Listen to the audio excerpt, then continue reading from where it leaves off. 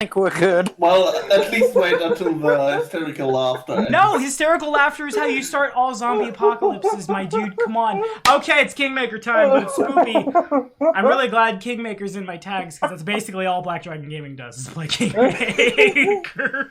We're back. Yes. Tuxie's AFK at the moment. She'll be here when she gets here, I hope. I miss her.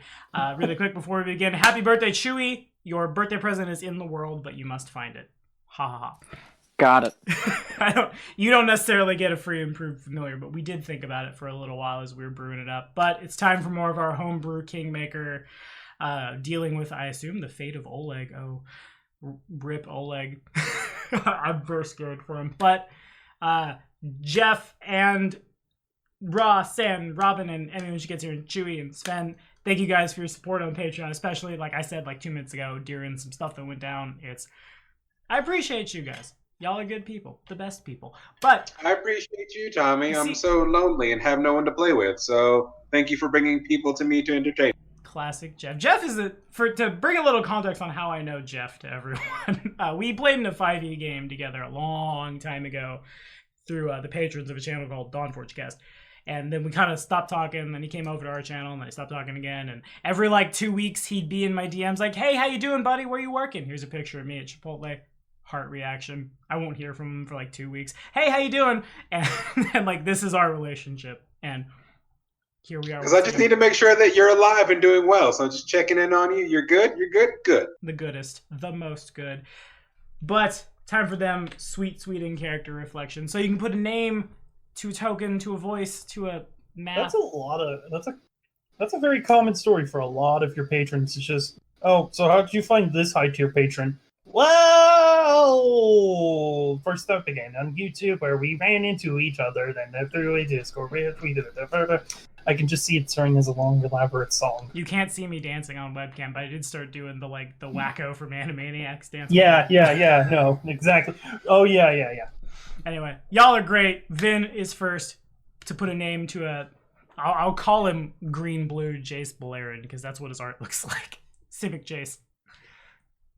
Jace is my favorite Planewalker, so hey, I'll take that. You would, you nerd.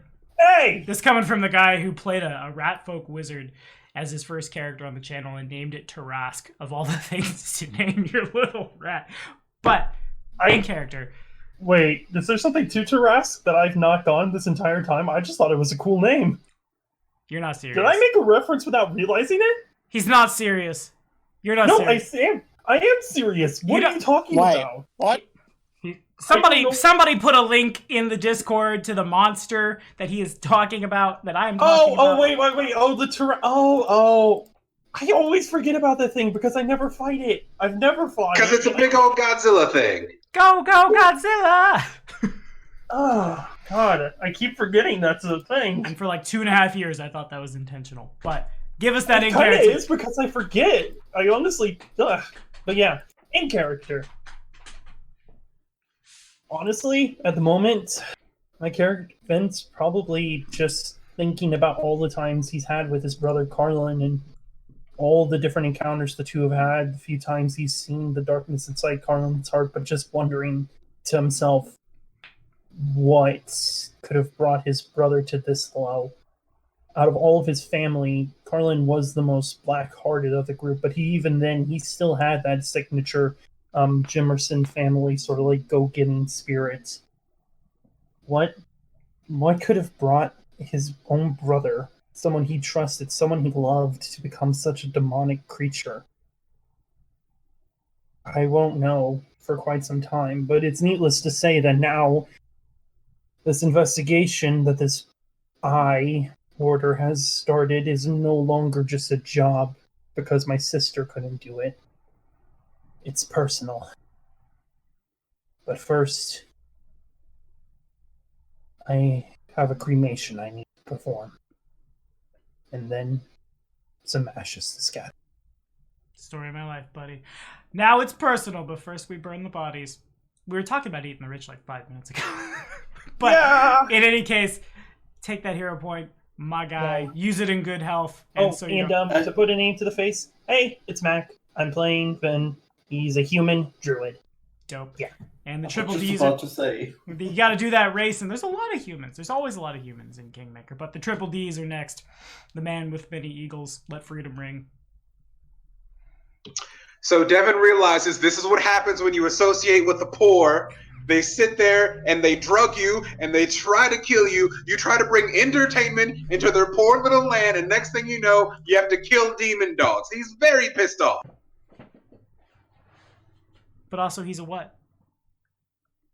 Oh, a human master summoner. And you thought we were getting away from the scariness when the monster tactician quit. No, it's just, we're gonna just keep going with way too many. To be freedoms. fair, it's an entirely different player.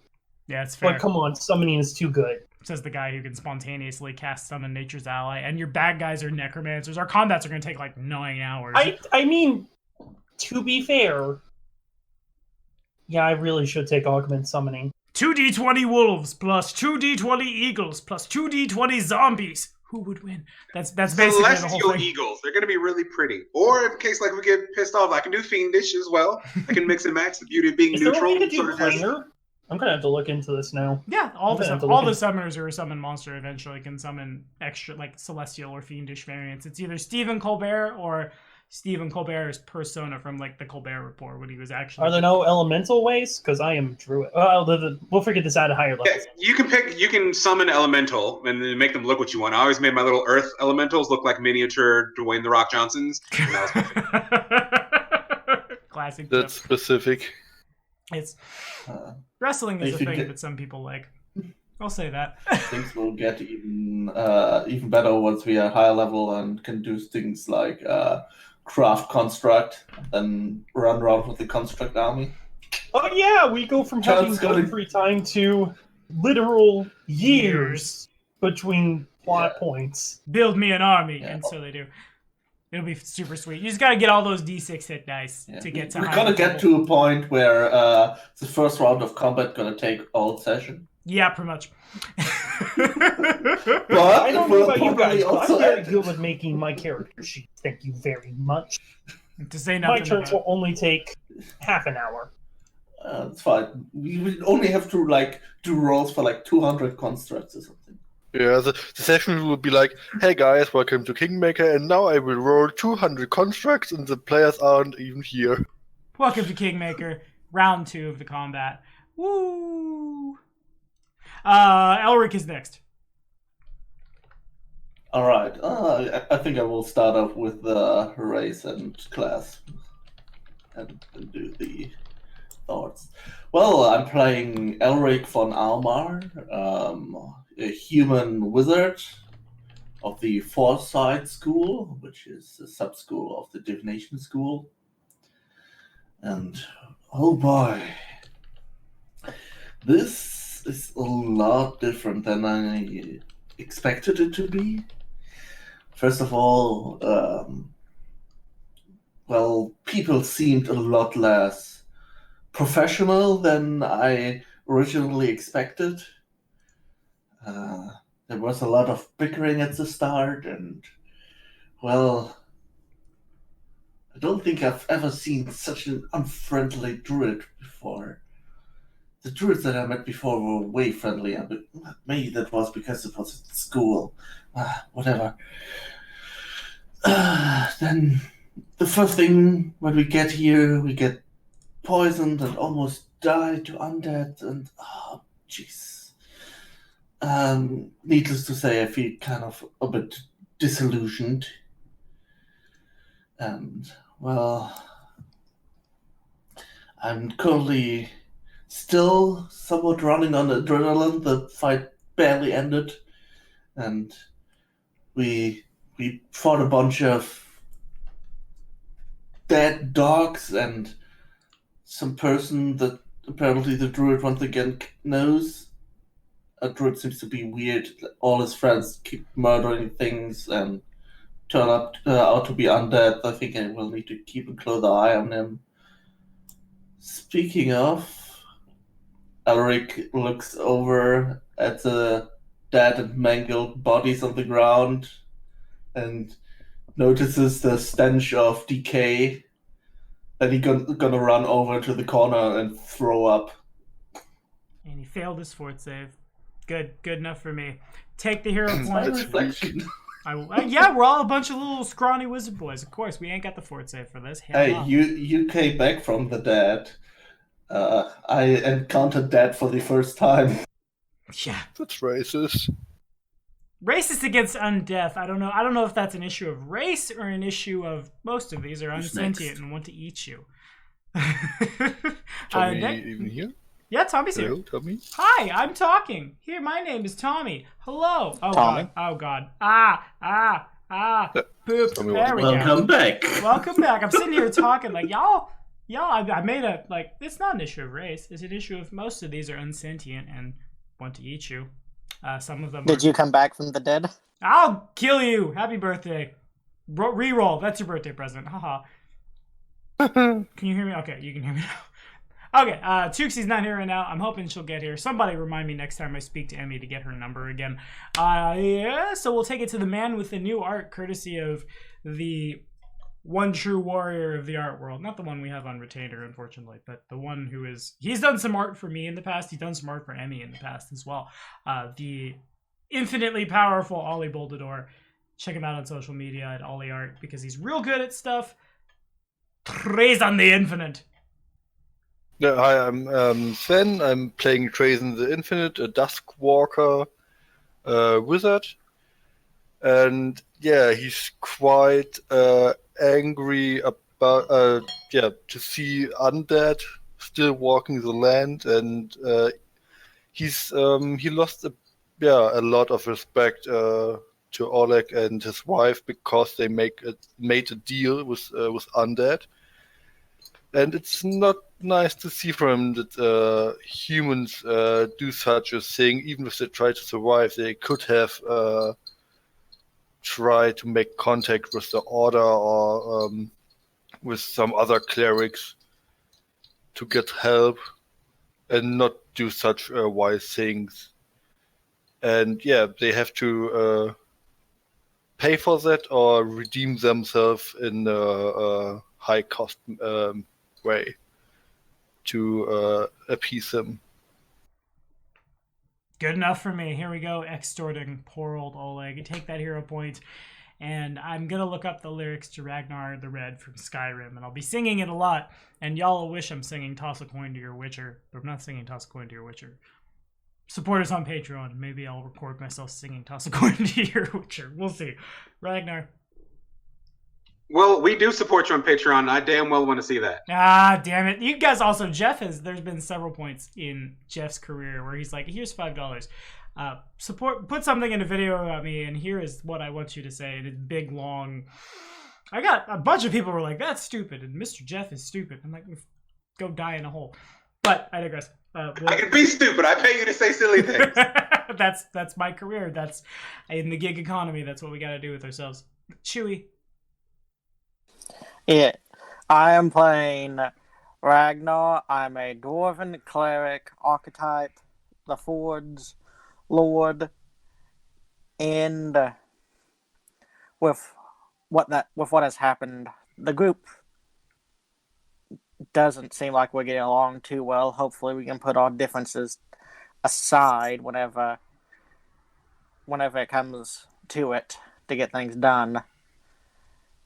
We need to bury the body of this poor undead now.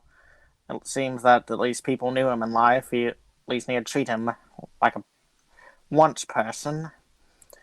And Oleg, this individual, I don't know what to do with him. One thing we could do is kill him and let the gods decide his fate, or we could try to come up with a law of ours. I don't think there's no governing force in this patch of land for as far as the eye can see. Indeedy. And also, fun fact, there were about 12 more zombies in that encounter when I thought my cleric could channel energy them to death.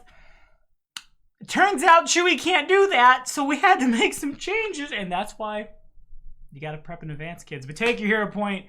Y'all are beautiful. And we turn it over to y'all. We'll pick up basically directly after the battle. Enough time passes that the eagles return to from whence they came. All right, so I want to go over to Mr. Damn it, I'm so bad with names. The guy who has betrayed us, and ask him why we shouldn't kill him. Like, even though, granted, I appreciate the fact that you told us the right thing, but this is like attempted murder at this point.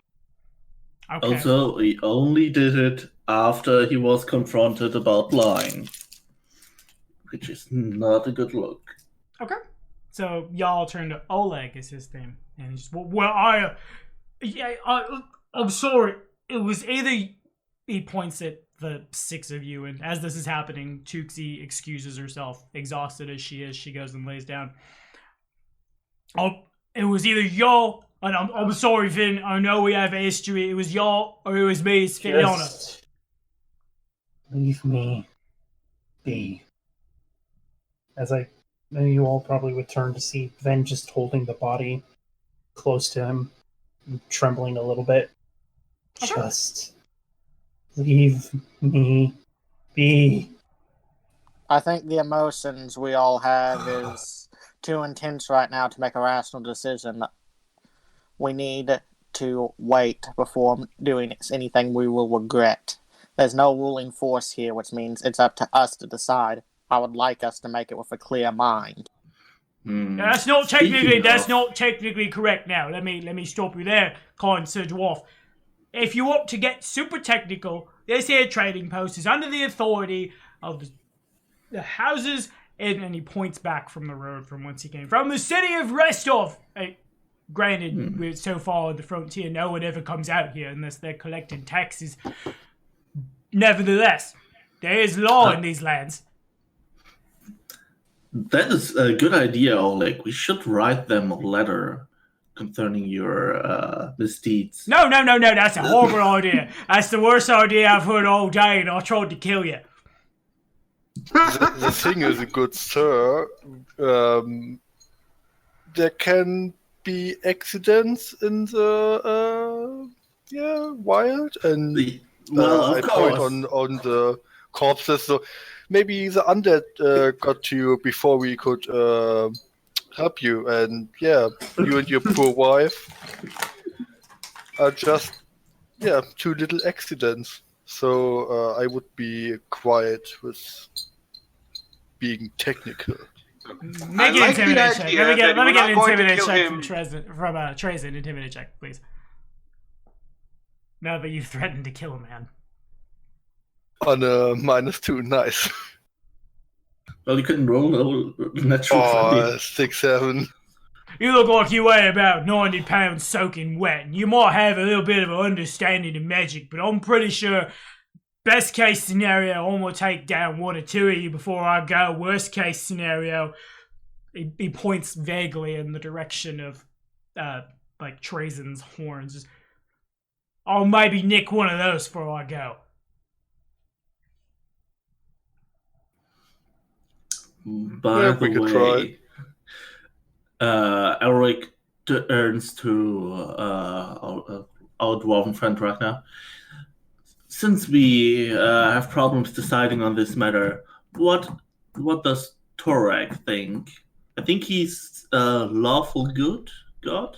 I think law and good are actually part of his portfolio, if I'm not mistaken. Have you tried consulting with your god about this? I can pray, but I don't have communion, but I can pray and hope he answers. But Robin makes a good point. Let me get a religion check from Chewie real fast, if I could.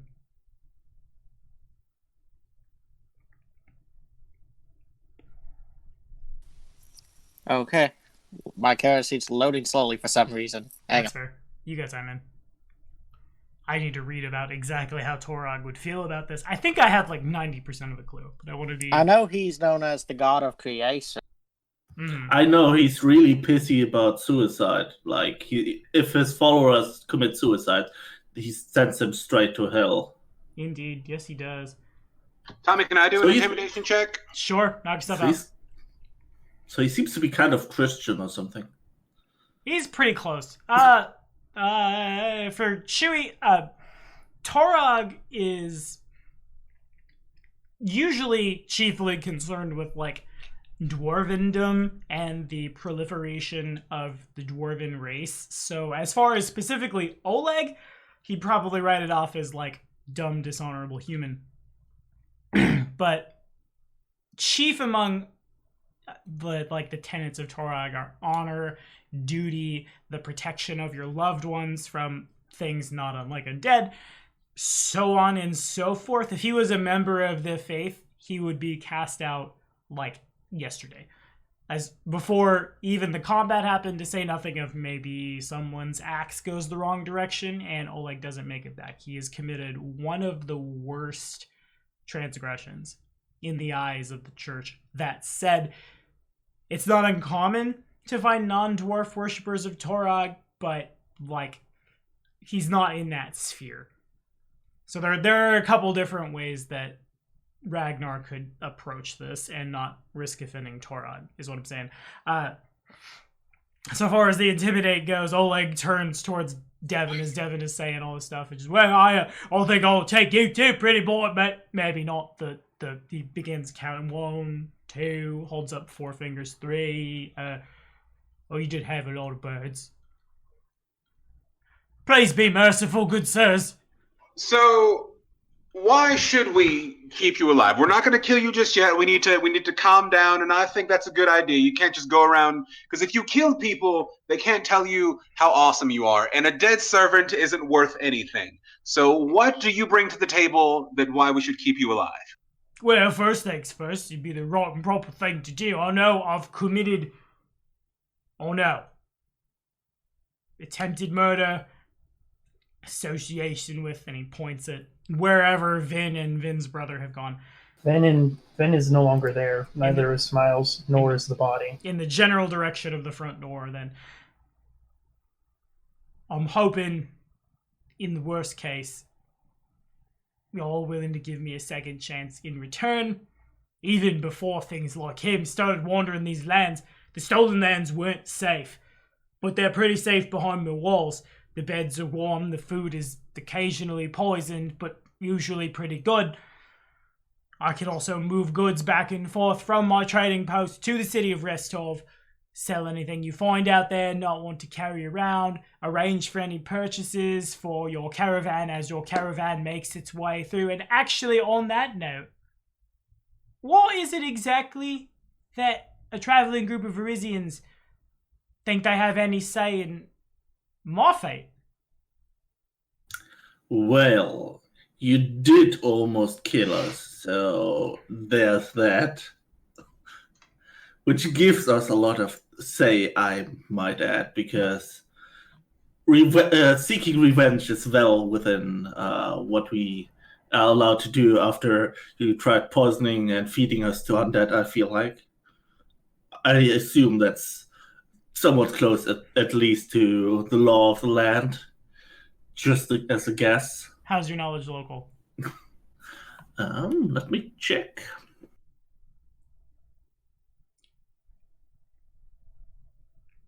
Can I roll 1, 2? 20.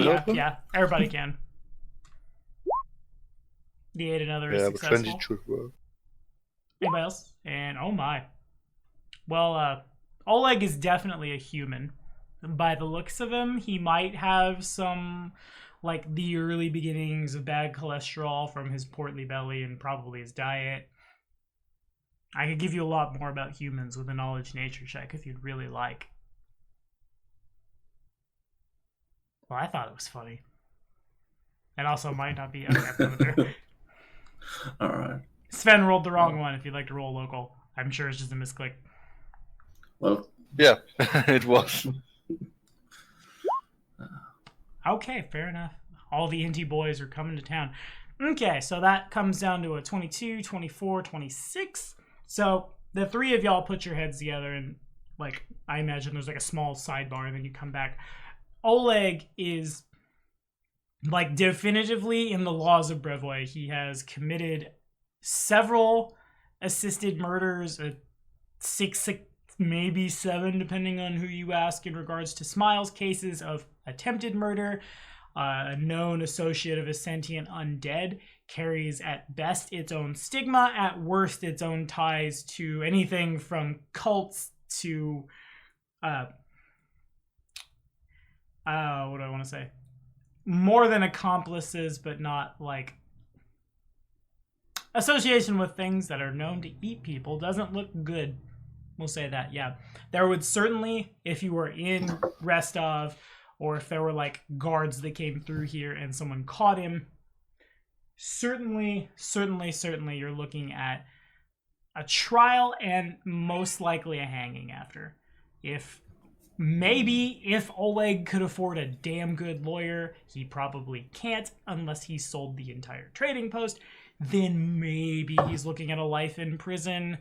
On the off chance, maybe he gets sponsorship from like a priestess of Sarenrae or something similar and is truly repentant in the eyes of the gods, then maybe a little bit of clemency, but no, his situation is not good. Yeah, that's what I've been thinking. Like, this looks really bad, especially because we are suspecting him to have worked with the Whispering Way, essentially, which is an arch nemesis of our organization. Yeah, in the eyes of the which one of our wizard friends can like touch his head and read his mind or get his feelings to see if he's sincere about if he's going to betray us again? I mean, that could be a sense motive check. But also, Robin makes a really good point. In the eyes of the Esoteric Order, this guy is a liability and they would just kill him. Replace him with a hat of disguise to look like Oleg, and somebody else would operate the trading post, and the world goes on.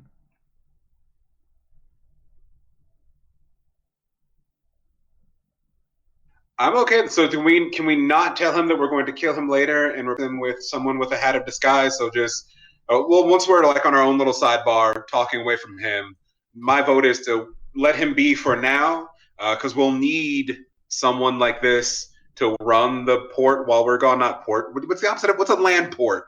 Trading post? Yes, trading post. So let him live for now. We can kill him later once we have a replacement. That can probably work. Also, we first would need them to come here, verify our story and everything, and then do the ruling, which probably just means that they will murder him. But yeah, I think it's probably what needs to be done. As far as touching heads and reading things, I guess, can I get a sense motive from anyone who cares to roll it? Yeah, let's do a sense motive. With it.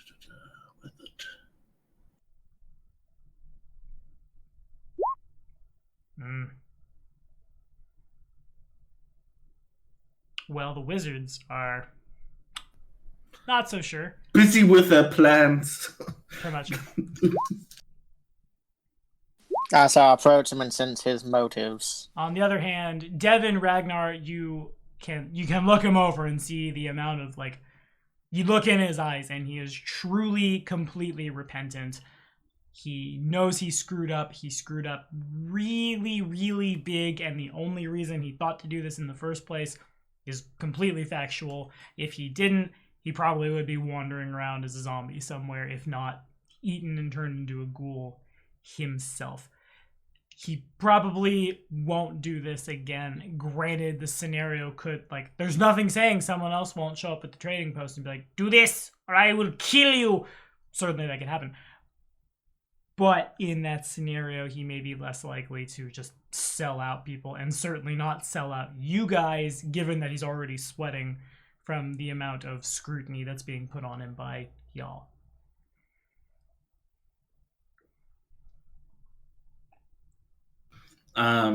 Well, I'm fine with temporarily not murdering him and giving him time to redeem himself, let's say.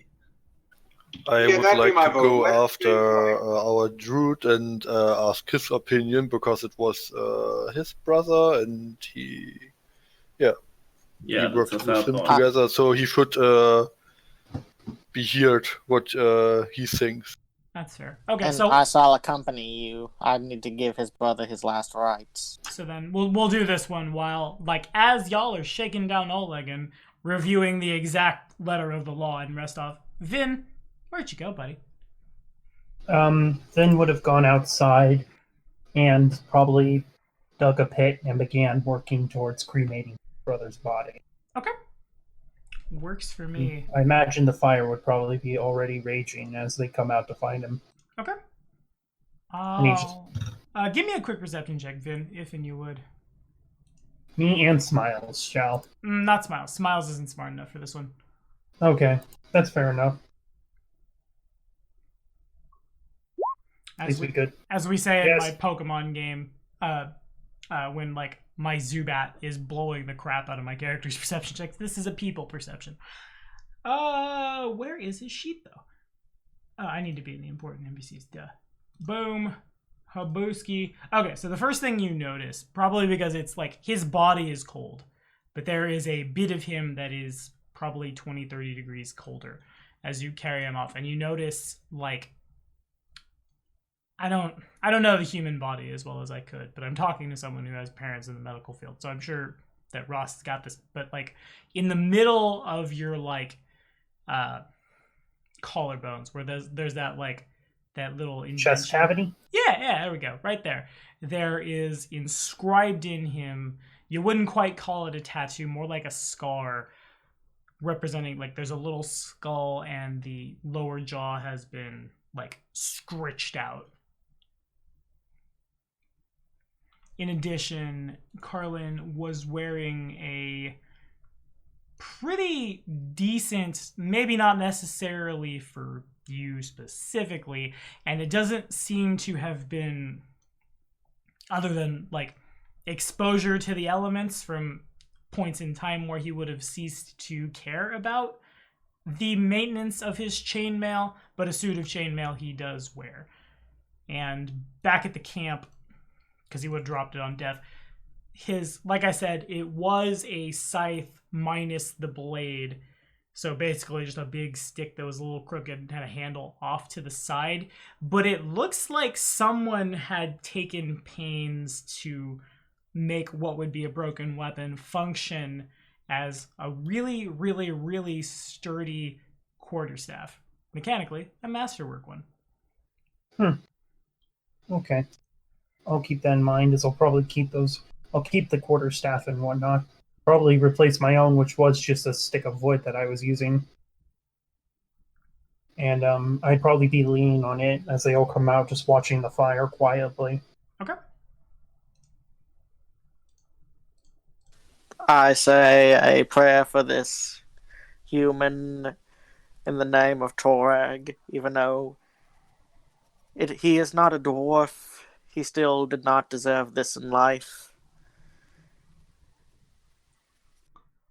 Correct me if I'm wrong, I didn't write this down because I'm the worst ever, but I believe I said last week that it was the 1st of July as the campaign begins. I'm almost certain, so I'll have to go back and watch the tape to be sure.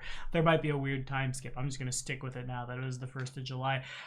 Ragnar, as you say this, it kind of like out of nowhere, out of a blue sky, there is a crack of thunder, and it starts. I thought this was at night. Right. I mean blue sky as like the clear, cloudless kind of thing. The dark blue. Yeah, thank you so much. Chewie, you're a treasure. Thank you for saving me in my time of need. But you understand. Out of the sky, there's a thunder, lightning, clouds kind of like obfuscate the moon and stars, and it begins not like pouring down rain, but more than a drizzle. Enough to like, oh, it's raining. This is kind of inconvenient. That kind of rain, right? Oh dear. And begins like, what kind of armor does Ragnar wear? I have scale mail. Okay, and carry a shield? Yes. So the ting ting ting ting ting ting of mostly off the shield, because the scale mail, well no, it's still made of metal. It would, as the rain hits, there'd be little tiny little like not melodic enough to be like the xylophone of chainmail, but similar as like the rain starts coming down on you. I hold my shield over my head. Trazen, your familiar has, as it can, by powers of a Nisoi Psychopomp, turned back into a bat and just kind of stares solemnly into the fire. Okay. Yeah. What was your character called again, Rob? Then, Vin. yeah. Okay. Yeah.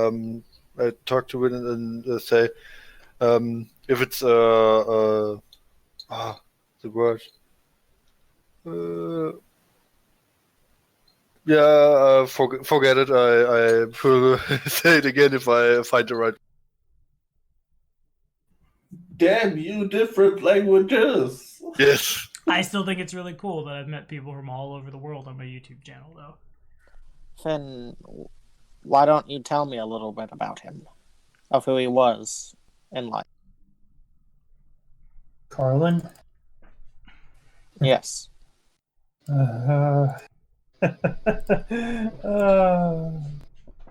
He was an ass. A major, righteous pain in my ass. Of all of my siblings, he was the one that I often pondered the most if he actually cared.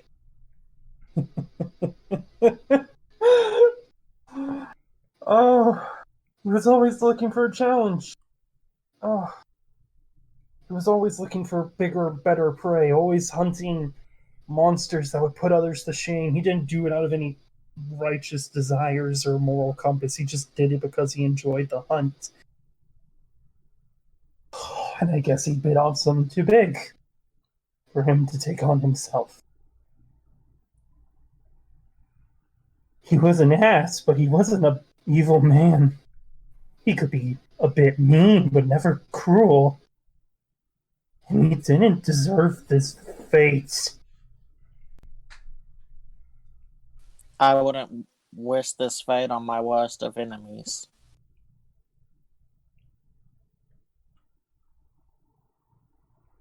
All of you hear me now. This quest of yours, this isn't just a job for me anymore. On my dust to my brother, the memory of the man he was. I will destroy those bastards that did this. You have my word. Is there like a large stone nearby? Not like a boulder, but just a big stone, like a football size type of. You could probably find something with a little bit of effort, yeah. Alright, I would like to find that and roughly carve his brother's name on it. Okay. Do you possess the tools to do so? Yes. Okay. I got a pickaxe. I couldn't find tools for woodworking and all that in the thing. That makes sense. Specific. Yeah, pickaxe could do it. It'd be real crude, but you could figure it out. Okay. I lay it at where the gravestone would be normally. Now, Robin helped me with the word. While Ragnar is looking for a stone, I say to Win, if it's any solace to you, he wasn't like you knew him. He was a wild undead that changed the character. I'm aware of the nature of undead. While these lands have never been as bad for undead as they are now, the occasional skeleton or ghast was not unheard of. Something of this nature, though, that's a bit above anything I've run across. Yeah, that's a big difference. A normal undead and a sentient one. That's you can't really say they're the same type. Very well.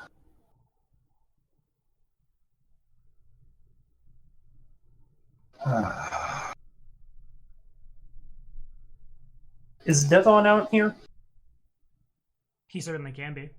Yeah, I can be if you want me to. I'll turn to Devon. Devon?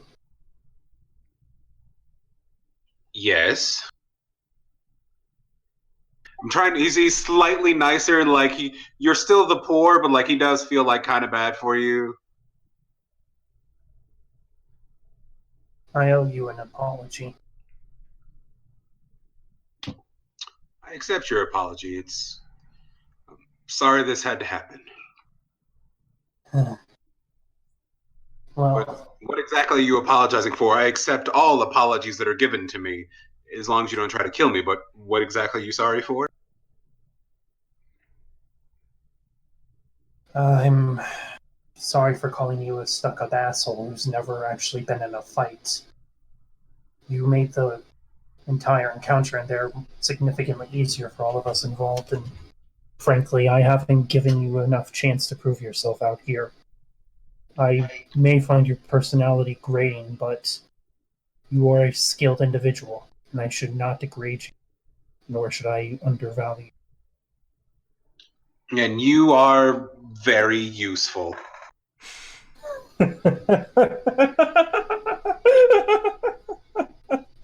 Oh, is that a compliment coming from your mouth to one of the poor?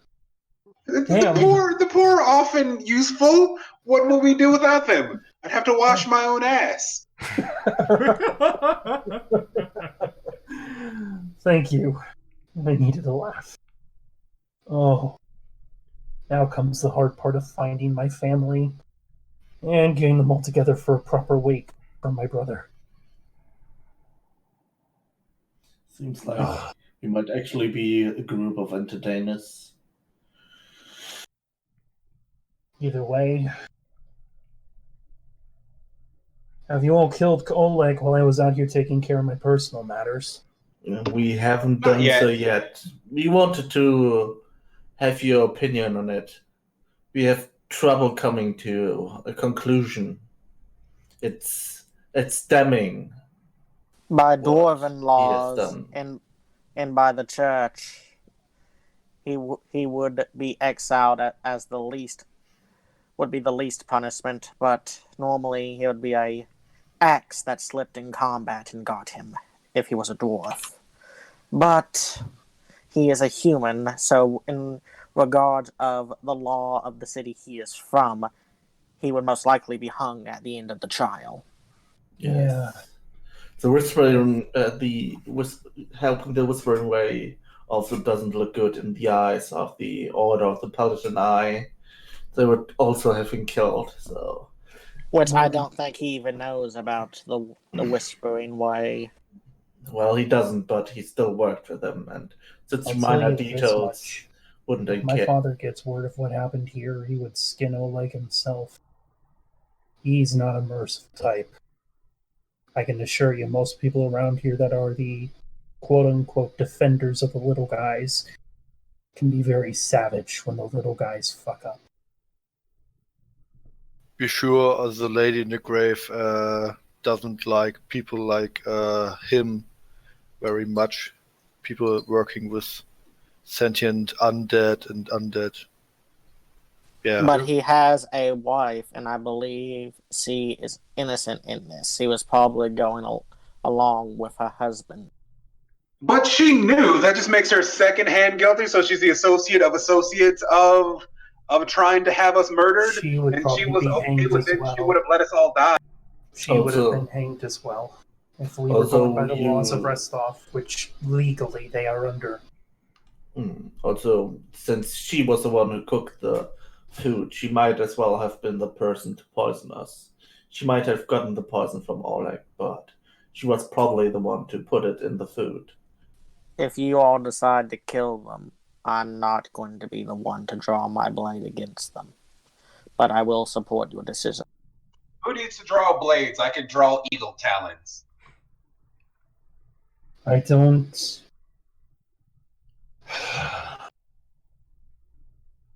He came clean, so if he is going to die, we could at least stab him through the heart. Well, we're not gonna. I thought we decided we're not going to kill him right now. If we're going to kill him, we have to wait until he has a replacement. So we're not killing him tonight, right? Yeah, it seems like we might want to delay it. Maybe you want to contact your father, and he can skin him alive if he wants to. Well, this is normally He's- where my mother would he's- tell him to calm down, but I'm not even certain if she would In tell him to do general, that. I mean, I don't want to kill Oleg. I don't want to kill him or his wife. I don't know what other options they had before them that could have allowed them to continue living, the desire to continue. They could have ran away to the city. They were like, "Oh, there's a big guy here who's gonna kill us if we don't." They could have hitched up a horse. They could have ran to town. They could have alerted the authorities. They could have done anything except having these people murdered and trying to kill us. They had options. Did they have a horse in the stables? No, they didn't. yeah, well, It's hard to get transportation out here like that. Not to mention the fact that it's in Rostov, still like several days ride away. Yeah, Rostov is Well, a few days. Yeah. I would like to mention the talk that he had with the undead, in which it was mentioned several times how the undead have eaten horses. So there were horses here, probably from other people who were traveling here. This So is true. that's no real If he knew that excuse. people were coming in and out, then that means that the wraith, or whatever, it is a wraith, correct? My terminology with these are not great. One of the things that I would also say is, even though he didn't flee, he also didn't contact anyone. Like, he didn't seek help. That's And a thing, though, as I was trying to point, is that the wraith was probably watching him at all times. After all, he knew we were here. Every time Vin says Wraith, Trazen's bat, and I'm bad with names too. Trazen's bat kind of like twitches a little. Is that incorrect? It is Vinsal Jerison. 'Twas a ghoul. Cool. My apologies then. Yeah, I think a As I wraith stated. is way more powerful than your deceased brother was. I can already hear him yelling at me from beyond the grave. Oh well. So has there been any more lightning, or is it was just the one bolt? Just the one. And also on that note, it has stopped raining at this point. There was only there's a little bit of rain right now, and then it has stopped raining, and now it's clear starry night once again. How close was the lightning bolt? Pretty far off, like on the horizon. You didn't hear much Gotcha. of thunder. Enough to be like, thunder, but not like, thunder. Thorak definitely resides within these lands, or has some sway here, or some sort of knowledge of what goes on here. Yes, Either I way. heard many a story of drawn ruins hidden in these parts of the lands. So Torek used to have a lot of sway here, at least. Shall we all agree upon the notion that Oleg's fate shall at least be decided a little bit later, until we have better means?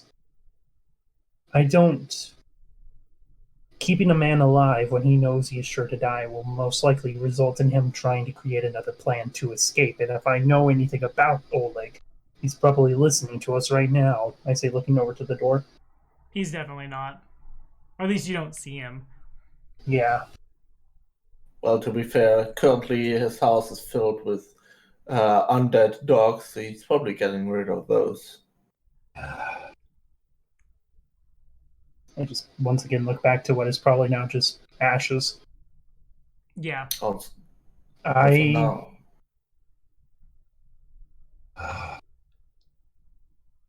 If we are to kill him quick. And make it painless, is all I demand. Well, we're not doing it yet. He's got some time.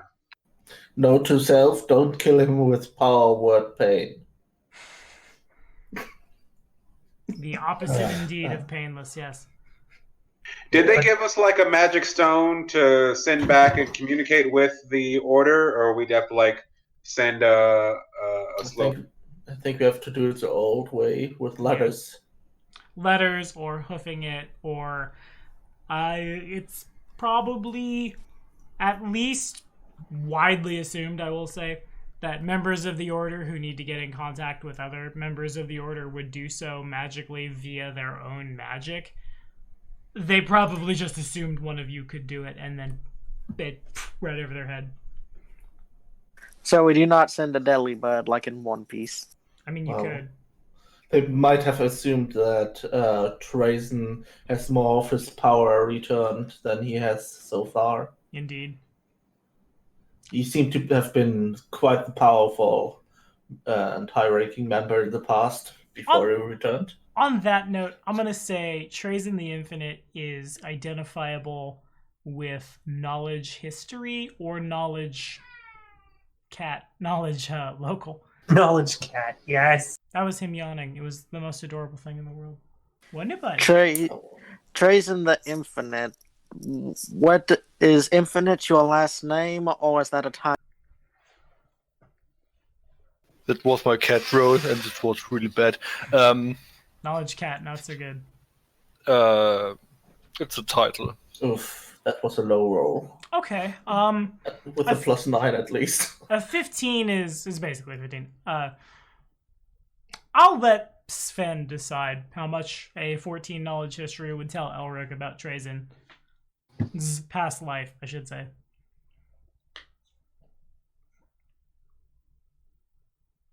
Just the standard, the name, and that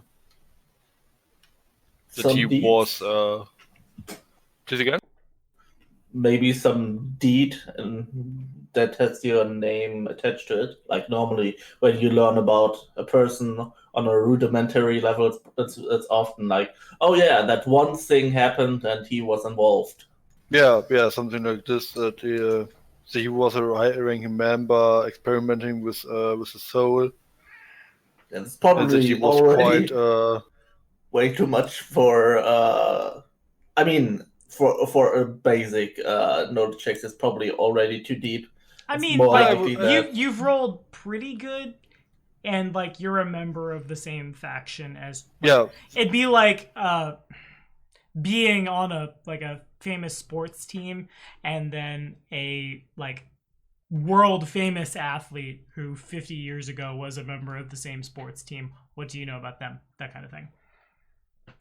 Best analogy I can think of, and that's mostly because I live in Kansas City and playoff season is real here right now. Not that I like sports ball, but me. Yeah, I thought about this too. You were born into the order, if I remember it right. Yeah. If your family is working for the order, and so you may have heard of him early on in your life and in magic school and everything. On that Yeah, note, might be also true because- probably the Von Amar family are probably also knowledge historyable. Maybe not Elric himself, but like Elric's family is pretty well off. Yeah. Also, they're a very ancient family. Mm-hmm. They're not a rich family, so I don't know. So they're what does actually the rich. Infinite mean?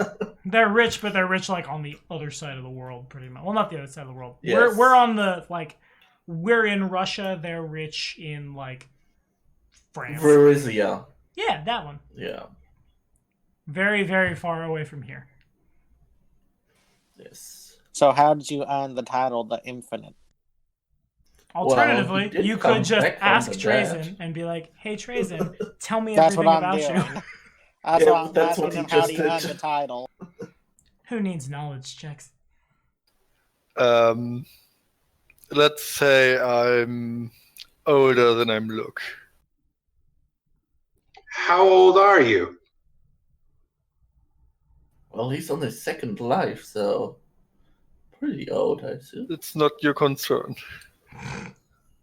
I know it's not my concern. I'm just nosy. it's like asking a woman how old she is, I guess. I say Trace. You don't ask a wizard that. What did you say? I say Trazen's as old as he needs to be. Exactly. I guess one question I had, and if you don't have an answer necessarily right now, you don't have to give it, Sven. But a Duskwalker is really like when they come back, they look like what they look like in life, but like grayscaled. What color was Trazen before? Reddish. Like big, angry, crimson, third-degree burns, red. Like when Tommy went to World Tour in 20. No, not like this. He was quite pale before. He had always a slightly sickly look because of the environment of dead and everything. But yeah, red. Good enough for me. So it's like a light red. Yeah. Tommy, make a knowledge history check to know that. Okay, sure. What are my mods for being the GM? Probably like 1 billion. Yeah. I've rolled a number A too 9. big for. I did roll a 9, but I had a number that Roll20 can't comprehend because I put too many zeros on it. Yeah, I think you got it. Tommy knows all the things about Trace and the Infinite, and we can talk about them later. In any case. Also, now that it stopped raining, one of the first things that Alaric will do is use prestidigitation to dry his clothes and warm them back up. Because fuck being uncomfortable. Indeed. Clean, dry, good. Prestidigitation. Best spell ever. Best cantrip, let's say. I concur. Wish, bah, So- prestidigitation. What do we want to do next? I think the poison is still in effect in us. I feel We should- that tired. So we should either. Do you all want to camp, stay back in where Olag is, or camp out in the woods? Is the question. I would say lock them up and Lock them stand watch, and the rest can rest. I don't think we have to combine locking them up and having someone guard. I think it would be either or. But I do share this feeling of uneasiness of having Oleg and his wife either watch over us when everyone sleeps or not be locked up in the meantime. Because let's say we have some trust issues after tonight. You don't say. Okay. So then I'm taking it we're heading back inside the fort then? Yes, I think so. Yes. So as y'all make your way back in, the thylacines bodies, where they lay basically right in your path, they have disappeared. In their place, all that remains are, like, it's not a very windy night tonight. And so the dust just kind of is settled on the ground. And in addition, there seems to be bits of, like, shavings of iron mixed in with the dust.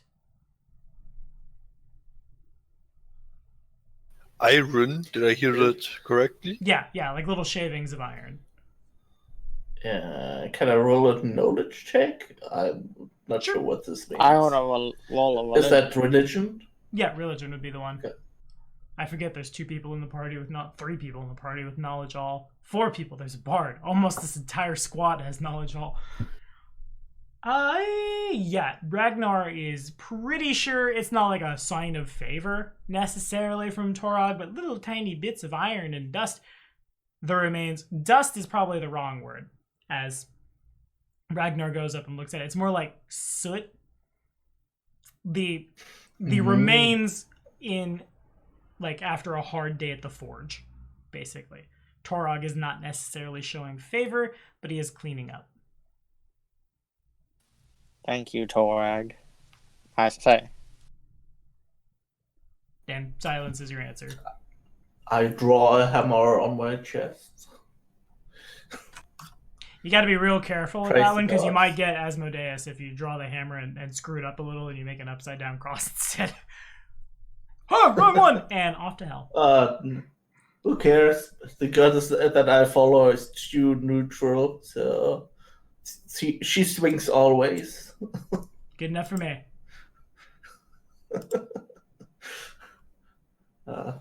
Neutral alignments are fun. Indeed. don't Oleg feel and so Svetlana restricted. they're not nowhere to be found. There's clearly some candles lit inside their house, and they're inside. Well, let them have their talk too. They also had a long night, I guess. That's fair, yeah. Yeah, they probably also need to talk about what to do with the future. They're probably not somewhat panicky too, because we haven't totally decided what to do with them. So they might actually be in a pretty panicked state right now. Sense motive checks. Would to you tell like me to more. tell them what we have decided upon? Not the whole thing, but at least that we'll let them live. Yeah, tell them that like they are now like bound to us and they have to do whatever the hell we say or we'll kill them. The same deal that they had before, just a nicer one. Y'all don't smell as bad. We knock wouldn't on eat them while they're alive, slowly, while enjoying their screams of pain. My fantasies way too dark. Yeah. But that's probably what undead do. I mean, we're calling this Kingmaker but Spoopy, not Kingmaker but flowers Nice. and rainbows and happiness. Kingmaker but nice. No colonialism here. We're trying to make friends with everyone and no combat and France and France. I mean, I was trying. Did originally make my character intent to be able to make us get along with local people, but hey, you know. It's actually civilization. I really like the Civ 4 theme. Leave me be. But in any case, Tuxie is still, because I haven't seen or heard from her, still doing a nap. I knock on Oleg and his wife's door. He opens the door just like a fraction, probably, I'll say about 6 inches, and then the chain that's keeping it locked catches. What you want?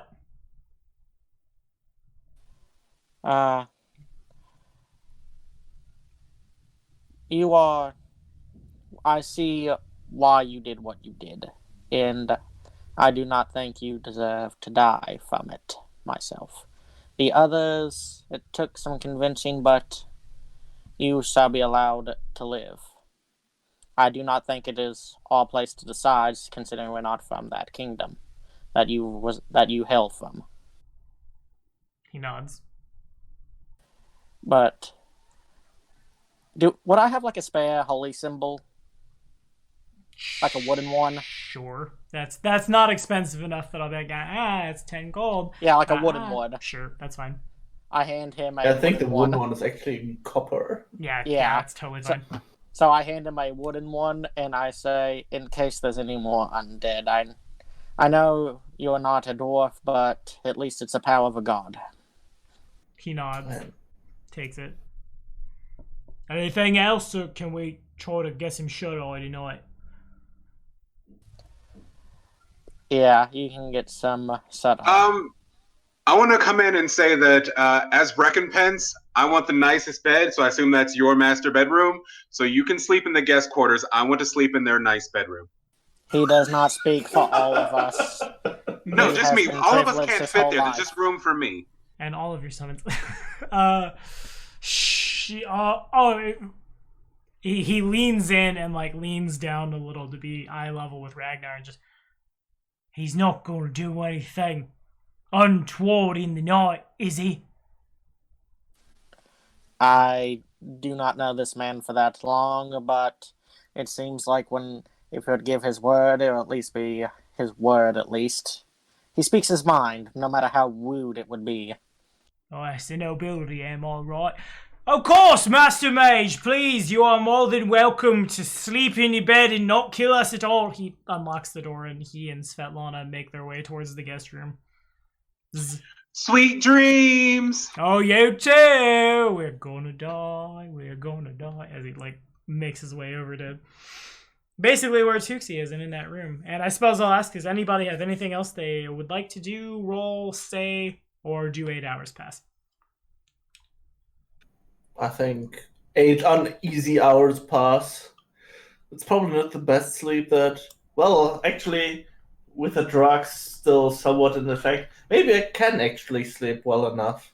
Yeah, it's at this point, it's like you resist them, but y'all have probably been like, I should go to bed soon. I'm kind of tired. And then y'all hit the hay and it's just like, done. And that's probably where Tuxie is. That makes a little more sense than I'm not feeling good. I should lay down. It's probably a little more like, I just took 25 melatonin. If I don't lay down, I'm going to lay down involuntarily because I'm small and I ate a medium person-sized food, therefore got a huge dose. Yeah, sure, works for me. And y'all are super out. The day dawns. Y'all wake up to the smells of... Oh, I don't want to do the same food I did in OG Kingmaker. The smells of some... God, sure, whatever. The smells of porridge. That is the same food. It is. I couldn't think of anything else. My brain is just on the porridge. It's porridge. It's the best porridge. Do they have pancakes? Sure. Why don't you make like potato soup or something? That's not a breakfast food. It's Biscuits porridge? and gravy. Sure. Thank you. That Thank you. wasn't, Praise be to the birthday boy. planned. The birthday boy, Chewy, come for... How old are you, Chewy? I'm 23. 23. He's almost a man. So young. It's so young, yeah. The 28 Is year old. I an remember English 23. equivalent, like Küken, Robin? Like a baby chicken? He's a baby chicken. I get chicken. But Spring in chicken? I'm Germany, trying to say if spring someone chicken. is in Germany, if someone is young, he's Küken, the baby chicken. But I don't know if there's something. I think in English Like we would that. say spring chicken. I think that's the same. That sounds about Yeah, right. we say spring chicken. It's here. a giant spring chicken, and that's what we're having for breakfast. Spring chickens. We're eating Ragnar. Biscuits and gravy. Yes, indeed. That's the new canon. It's in the new wiki. It's not porridge. It's biscuits and gravy. I already grumbled something about wanting to have pancakes. Now this is a good hearty meal. And as y'all come out, I Oleg makes a detect big point poison. of Oleg makes a big point of like taking from the same pot as where everyone else is being served before you are served, and it's no poison. Look, good. See, I'm not dying. If you want to wait an hour, you see, I ain't gonna pass out on you, but your food will be cold, and that'll be unfortunate. Does anybody have purify food? Well, the cleric would have for sure, and I think the druid in theory too, but they would need to prepare that. Worst case, the full cast. I think wizards get purify food and drink as a first level spell. I think, or maybe a cantrip. To the SRD, away. I mean, if you don't have it prepared, then fuck it. We'll just keep going with it. I can detect poison as a 0 level spell. It is not. But that's poisoned. it. It's not poisoned. We're good. Well, Eric's gonna ask Oleg about if they have like a bathtub and if there's like a way to heat up water around here or something. Closest thing to that would have been back in your quarters. Not necessarily a bathtub, but we got a tub for washing. Most people tend to use it for their clothes. I suppose you could get some firewood, put it under there, warm it up a little bit. Okay. Close enough. Well, And then Elric breaks out his portable bathtub. Yeah, I will get my portable bathtub, but I don't think you can heat that one up. So I think I'll probably take like a huge, probably like an iron pot and heat water up in there, and then put it into the foldable bathtub. Okay, works for me. Also, I'm probably gonna set up the private quarter thing that I also bought. Oh man, I bought so much stuff. Just an annoying. You gotta have it. It's gonna come Yeah. up. But yeah, just a big old privacy curtain shows up out of nowhere as Elric is bathing in front of everyone, but wants to stay like make knowledge checks while getting all the road off him. It's genius. It really is. I look to the... I'm still learning these characters' names, but I look to the other noble, the summoner noble, Devin And I Devereaux say- Dubois. Devon. Okay, I look at you and I say, have you ever had this meal before? It's very hearty, very good. One of the best things the humans can make. Very close, but the dwarven one is a bit better, but it is still pretty good. The dwarven one, matter of fact, instead of the sausage, it'll be just like, it probably still is A sausage. rock? Yeah, sausage the size of like small boulders, and the gravy is made from ale, and the biscuits probably have the consistency of rocks and are meant to, like, think hardtack, not the smooth buttery creaminess, but the, like, you're gonna chip a tooth and you won't be hungry for a day because you're still digesting the rock that is in your stomach. So what do you think of this food? I think it's pretty good. It didn't even have to press the digitated this time. It was actually quite delicious. It's nifty to see what they can produce with so little. I'm very astonished by them. They didn't even have like a full team of chefs, just his wife. Well, I'll be.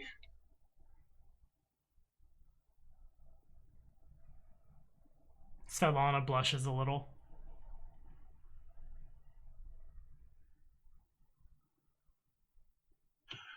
So once we're done like eating and everything, what's our next plan of action? So we're here. We know there are undead. Do we need to go looking for more undead, or do we need to report the undead that we have seen? The idea is figure out what the Whispering Way is doing and then report back. So far, you've been attacked and defeated a ghoul and the undead that were following it. That's why I wanted to non-lethal damage the ghoul, because he was the only one with some amount of brains to question. So have you seen any more undead in these parts, or are they a common thing? Do I have to look out? All I've heard is rumors from the occasional traveler and hunter we get through these parts. Where are the rumors mostly focused at? Like, which direction from here? Or is there a landmark somewhere we could use just so we can know where to stay away from?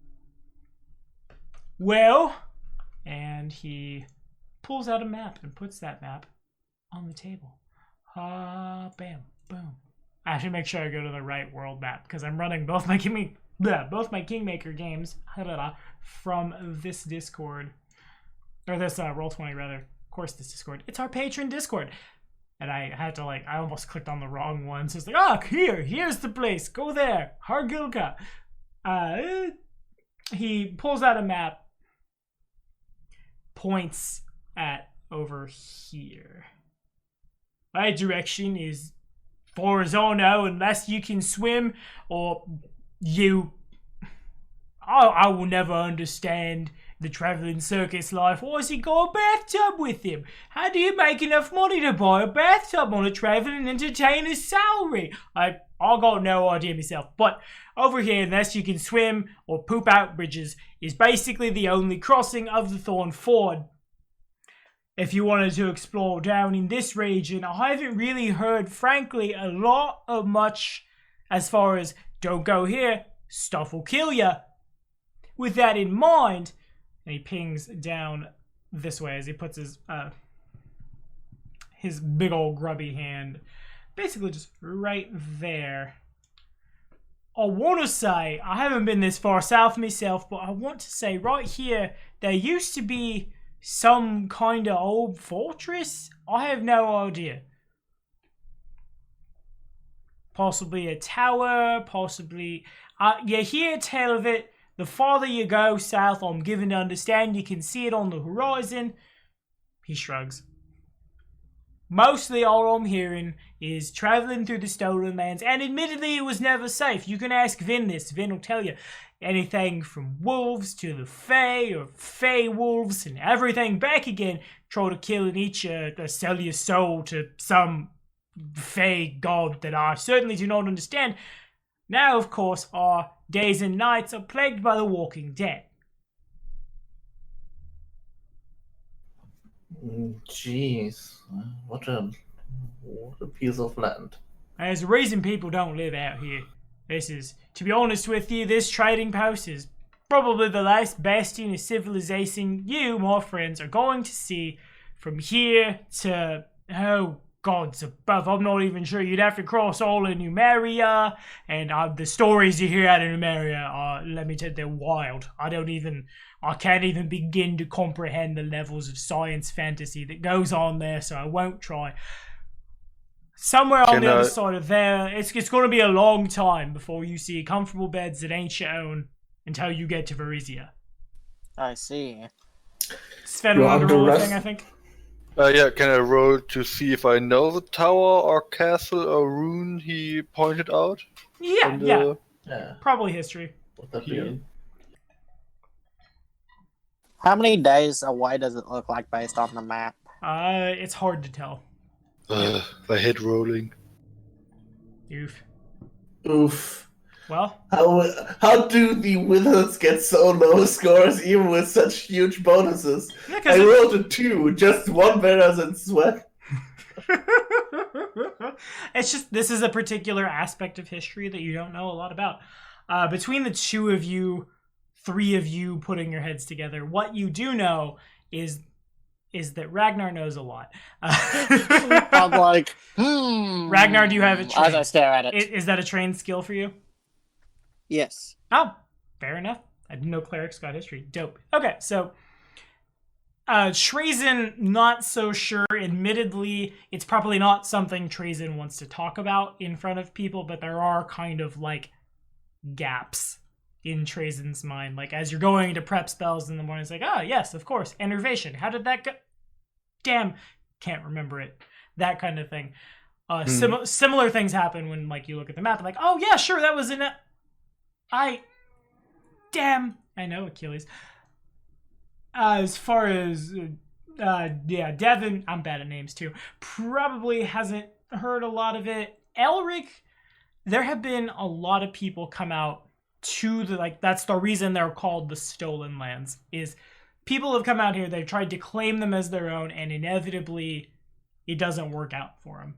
Everything from like well before like any kind of, even before the dwarves would have come through here, there were Iruxi empires, the various armies of exploration from Taldor, expeditions from Eobaria, and truly like Restov as well. And in every case, they come out here, they try to stake a claim on what is, by and large, fertile and free, quote unquote, free territory, and it never quite works out.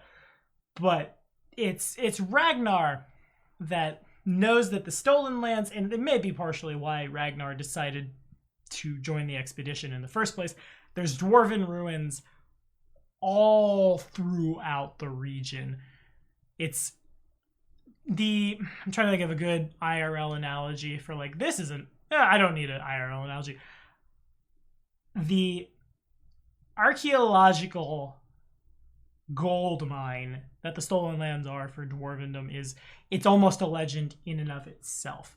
There are no true sky citadels, the names of like the castles and cities the dwarves built when they came up topside and saw sky and then built a citadel. There are no like true those, but several towers, ruins, mines, temples. Truthfully, there are probably several entrances to the Darklands. In 3.5, we'd call that the Underdark, but here in this setting, it's called Darklands, here in the Stolen Lands.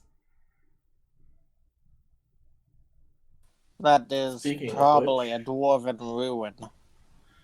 Speaking of which, I can't speak Undercommon. So if you want to go down there, it's fine. Making friends with the drow is fun. We have poison on demand.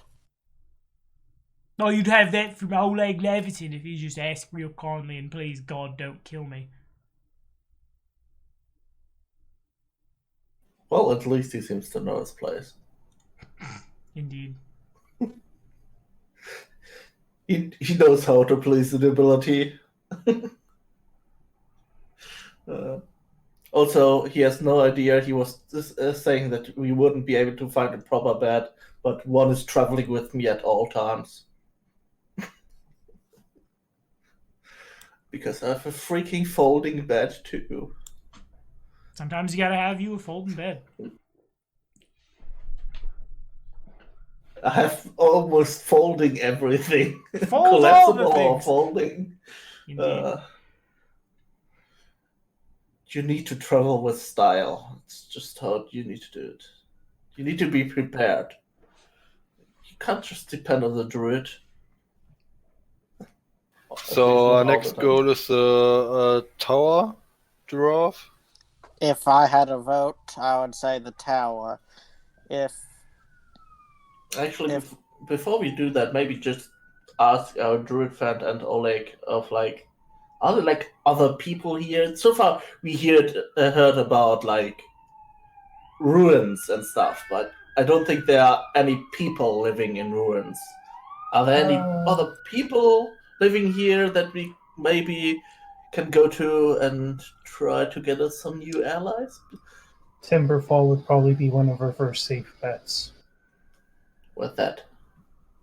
Timberfall is an old town. Is a town. A couple of my relatives actually live there, and it was originally an old logging camp. Long story and history to it, but essentially, after a while, my family kind of took it over, and it sort of grew into a town. Can you mark that on the map? If you would, yeah, please, Ross. I was kind of thinking it was going to be probably a little bit somewhere closer to Oleg's, because, you know, if I'm going to would it be like at the edge of the forest or something, maybe?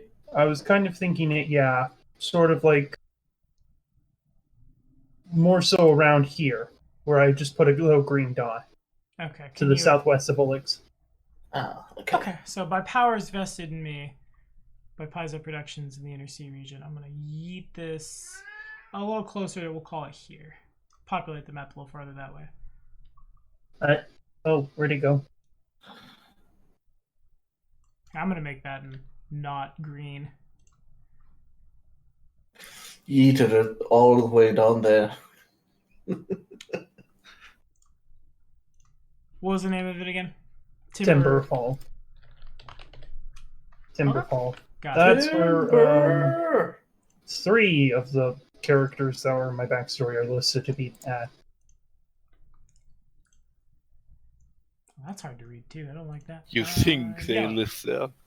No, they live there. Works. They live there. No, Ross has already lost one. He's gonna get real assertive right now. Too. No, they live there. They are not dead, Tommy. They are not dead. And it's a Tommy, please stop killing off everyone. Okay. Well, I think based on how far away it is, you have a Wait, is it in this square or is it in this hex or this hex? That's fair. I did put it in too. It sits between the two of them. Okay. Well, based on where you place the green dot at the start would be more on the left one, right? Fine. Because it seemed to be like here. Sure. Where there's like I don't know why that's all the way down there. I posted it up on the Thorn River. How the hell is it all the way down on the Because I would like it to be farther away from where you all are starting. Yeah. Okay. GM powers. Pretty much. Okay. It was supposed to be on the river though. It is. It's on a river.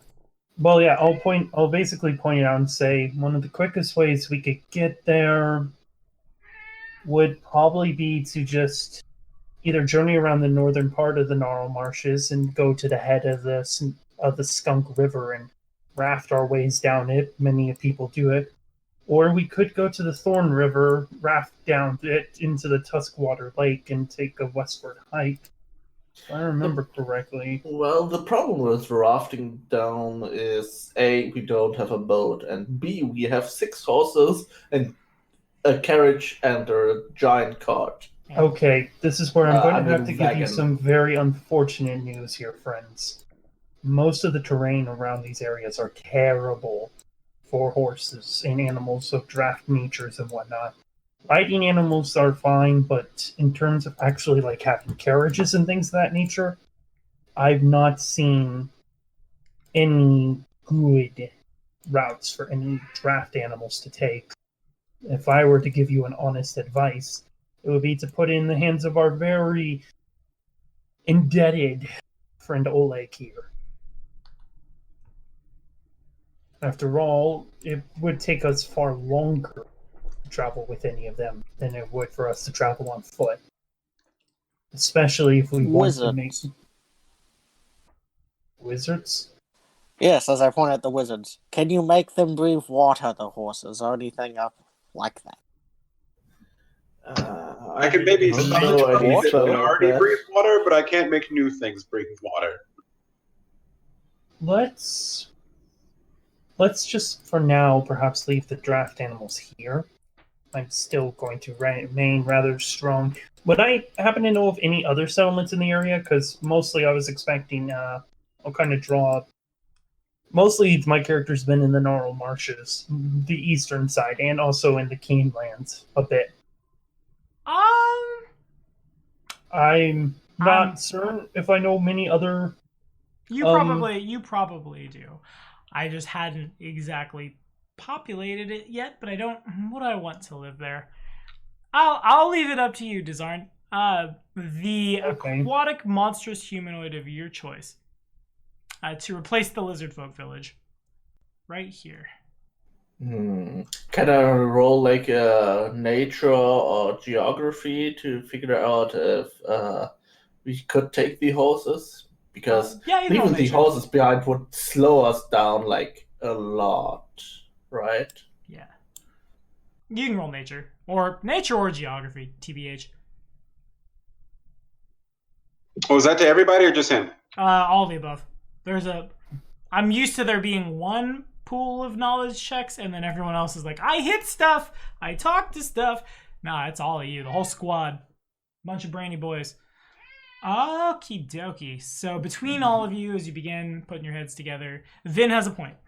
The worst case scenario, if you need to get out of here a little too quickly, and my cat is awake. Hey, buddy. I know. And like, you should happen to hit a rock because there are no roads south of Oleg's trading post, and your carriage breaks an axle. You're dead in the water, to say nothing of all your stuff. The horses themselves are probably a safer, assuming there are saddles, bet. That said, unless... I was smart enough to get everyone riding saddles. But the complication is that the horses will be afraid of undead. They are creatures outside of nature, are usually not something creatures of nature will understand. They'll get a smell of it and they'll be frightened. So taking them into combat, or again, gods forbid, should you get ambushed, they could become a liability. But you will certainly move much faster on horseback. Okay, yeah. The cart is probably a little safer. If nothing else, it would be easier to fix than like a full carriage axle breaking or the wheel breaking or something like that. God damn it, my comfort. Well, at least the wagon / cart we can take, because I can mend at will. Yeah, the casting of mending takes 10 minutes. 10 minutes. It takes a long time. Well, you say that's a long time, but that might still be faster than doing anything manual. True. But yeah, I guess I will have to live with leaving the carriage behind. But if we can at least take the wagon, that would be good, because there's a lot of stuff that we need to transport, especially if we pick up even more stuff when traveling around. Question for Tommy. You mentioned the fact that the aquatic humanoids other than lizard folk. What if I did want lizard folk? I would like to change them because there's already an Uruxi village in the last setting. I had a couple ideas myself, but I figured I'd let the guy from here have a little, because I moved your village. I'll give you a little bit of like creative power. Neato for retail. Okay. Well then, in that regard, does Pathfinder have like medieval Mon Calamari? Medieval Mon Calamari. That's a good question. Squid folk. Actually, I have a maybe an idea. No, that's a Star Wars thing. The Mon Calamari aren't the squid folks. The squid folks live on the same planet as the Mon Calamari, but they're different. Nerd. Toads. Yeah, like that's not an insult here. One of the first things I might come up with. I'm gonna say Gilman. Good enough for me. It's Well, weird. Gilman and some Deep One hybrids. Okay, not Deep One hybrids. Definitely not Deep One hybrids. Okay. There are not evil Cthulhu monsters in the setting. I'm doing that in a different game. Do not cross the streets. Okay. And suddenly it's not Spoopy Kingmaker, it's Eldritch Kingmaker. It's the third option. It's a new one we're running. Yeah, sure. They're a little displaced. Most of the Gilman live closer to the sea, but there is a settlement is probably. Well, if that's I mean, you also can. funny, It definitely works. I'm trying to just go for one that's simple. Okay, yeah. There's the fog people. The fog people. Frog, Foggers? you know that like frog-like Yeah. race in the. Yeah, they're like anthropomorphic toads, right? Boggards, Gripply, Quotoa. Yeah, boggards, I think. It's Yeah, the that boggards. stuff. Gilman work. I'll run with Gilman because I've never used them before, which is kind of the other side of the coin here. I'm trying to use all the things. They usually don't come this far inland, and they've kept to themselves because people will look at them and not usually have the best assumptions. But yes, I'll put it on the map here. There is in fact They do way look down here. very human. Aren't they Knowledge just check. humans with gills? Make a knowledge check. Probably history. I know the answer out of game with how their race was created. That's why I'm asking for knowledge checks.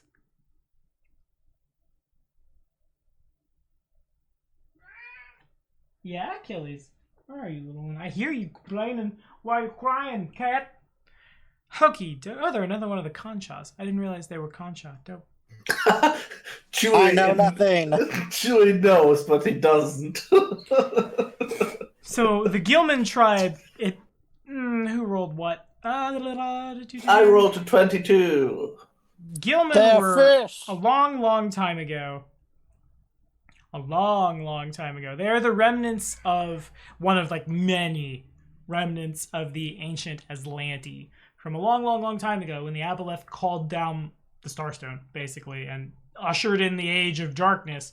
Some Aslanti escaped into the Plane of Shadow and became Kaal. Some escaped into space. Some went deeper down into the Darklands. Some of them were enslaved by the Aboleth. And I am going to say hello, cat. I am flavor texting. Where are you in the complaint? There you are. Yeah.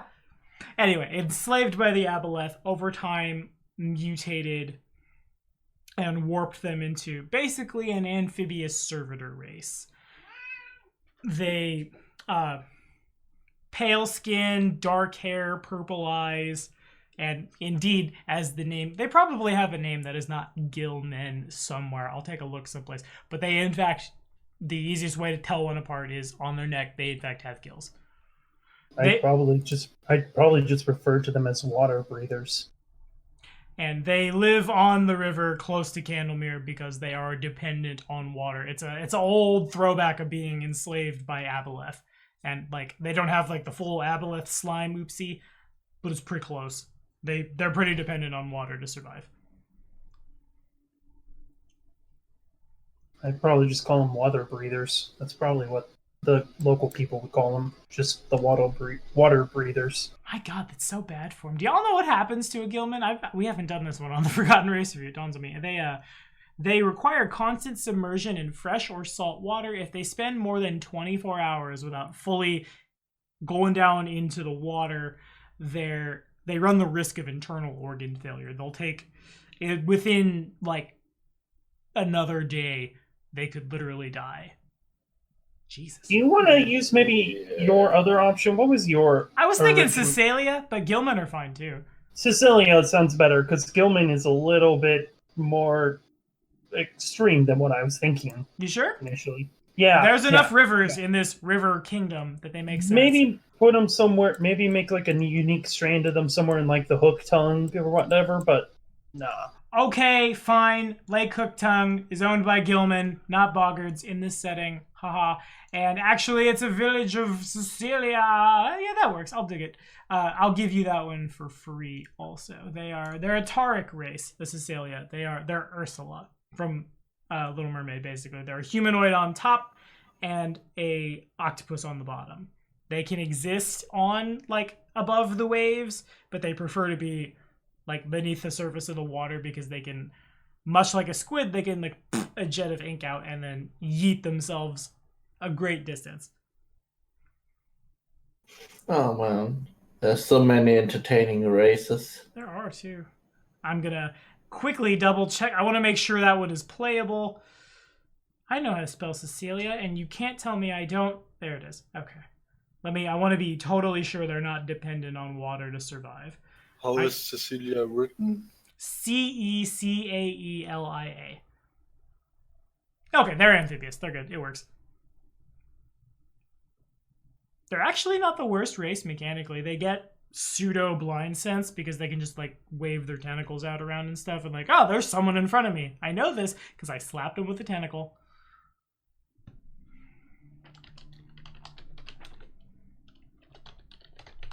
Okay, dope. World building 101, kids. Oh, Ross, if you can think of anything else that you'd like to put into the world that would like be flavorful, make sense, or relevant to the character from here. I mean, I have a lot of them. I'm confused as to why you didn't read the Frankly, because I didn't think it would come up session 2. Okay. Well, then there's also I would know. Okay. Quick to the Google sheet where all of the information is. I did state that I had a character. I did state that my character's sister, Percinta, who is the one that's a cleric of Desna and all of them. Uh-huh.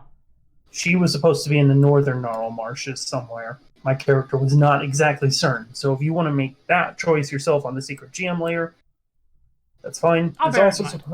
There's also supposed to be out here, kind of, I was assuming, closer to the eastern or western side of Lake Toth or Hooktongue, a few different types of like orc war tribes and whatnot. One in particular that a character's sister essentially is the leader of / married to the leader of. Sure, makes sense.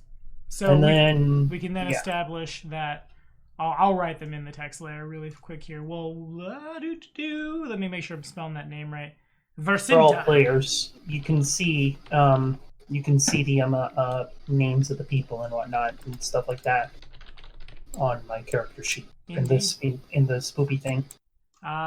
Do something at Lake Silverstep. I want to go to Lake Silverstep. And I'll say I had some plans for some Arcane. Yeah, I'll say the orc tribes of the region.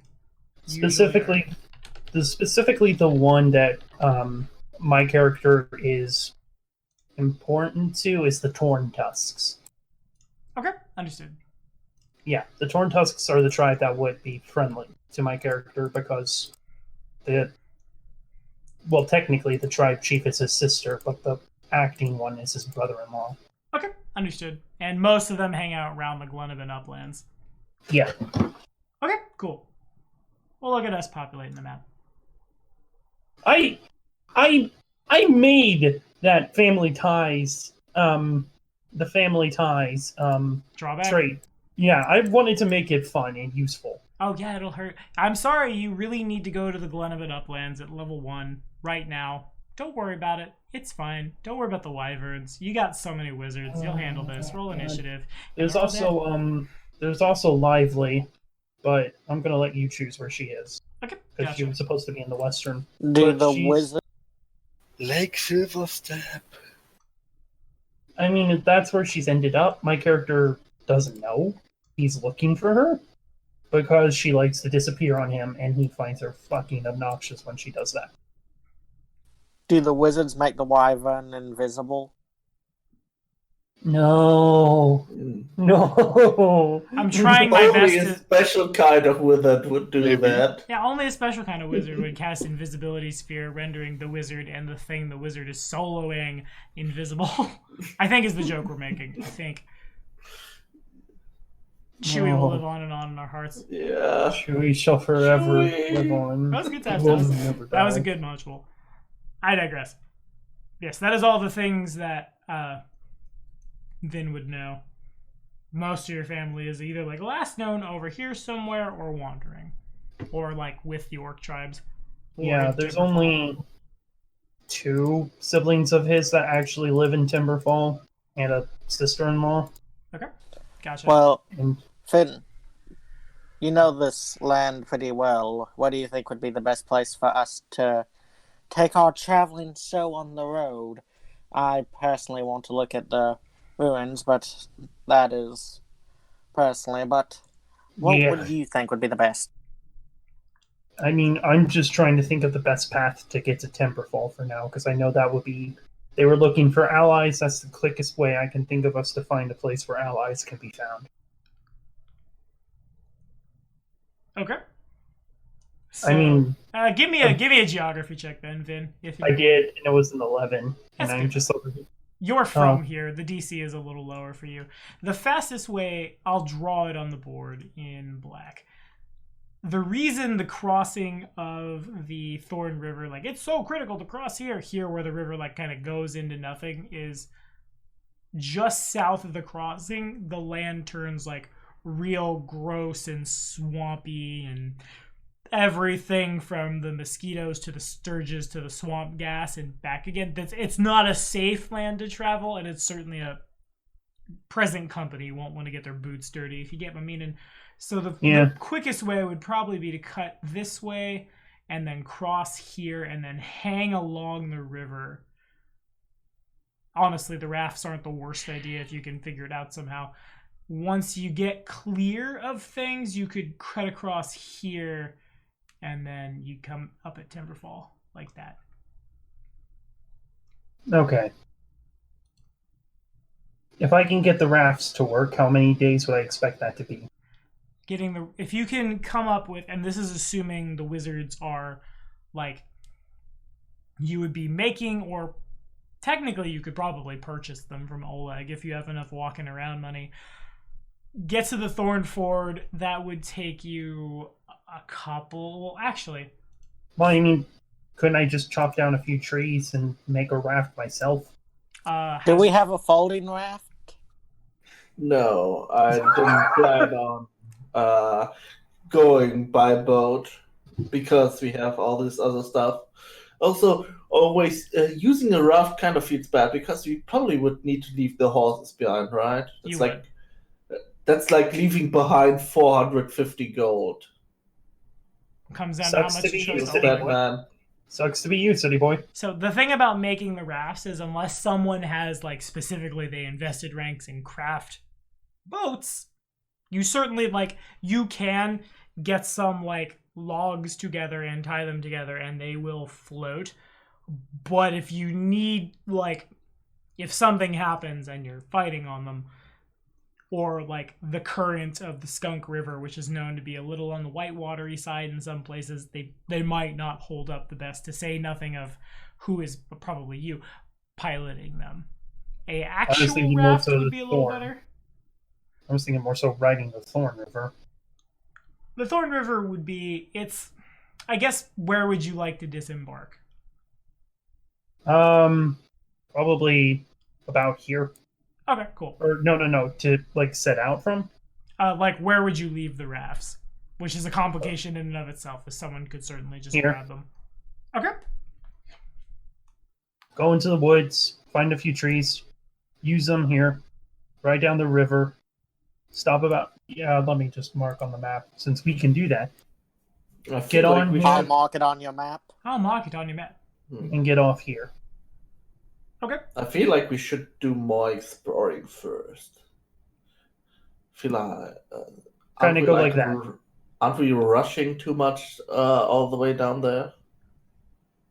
I mean, you asked for allies. That's the quickest way I can get us to a place that I would feel far more safer than here. Yeah, that's what I pretty much asked, because I was wondering if there are any people on the plains here.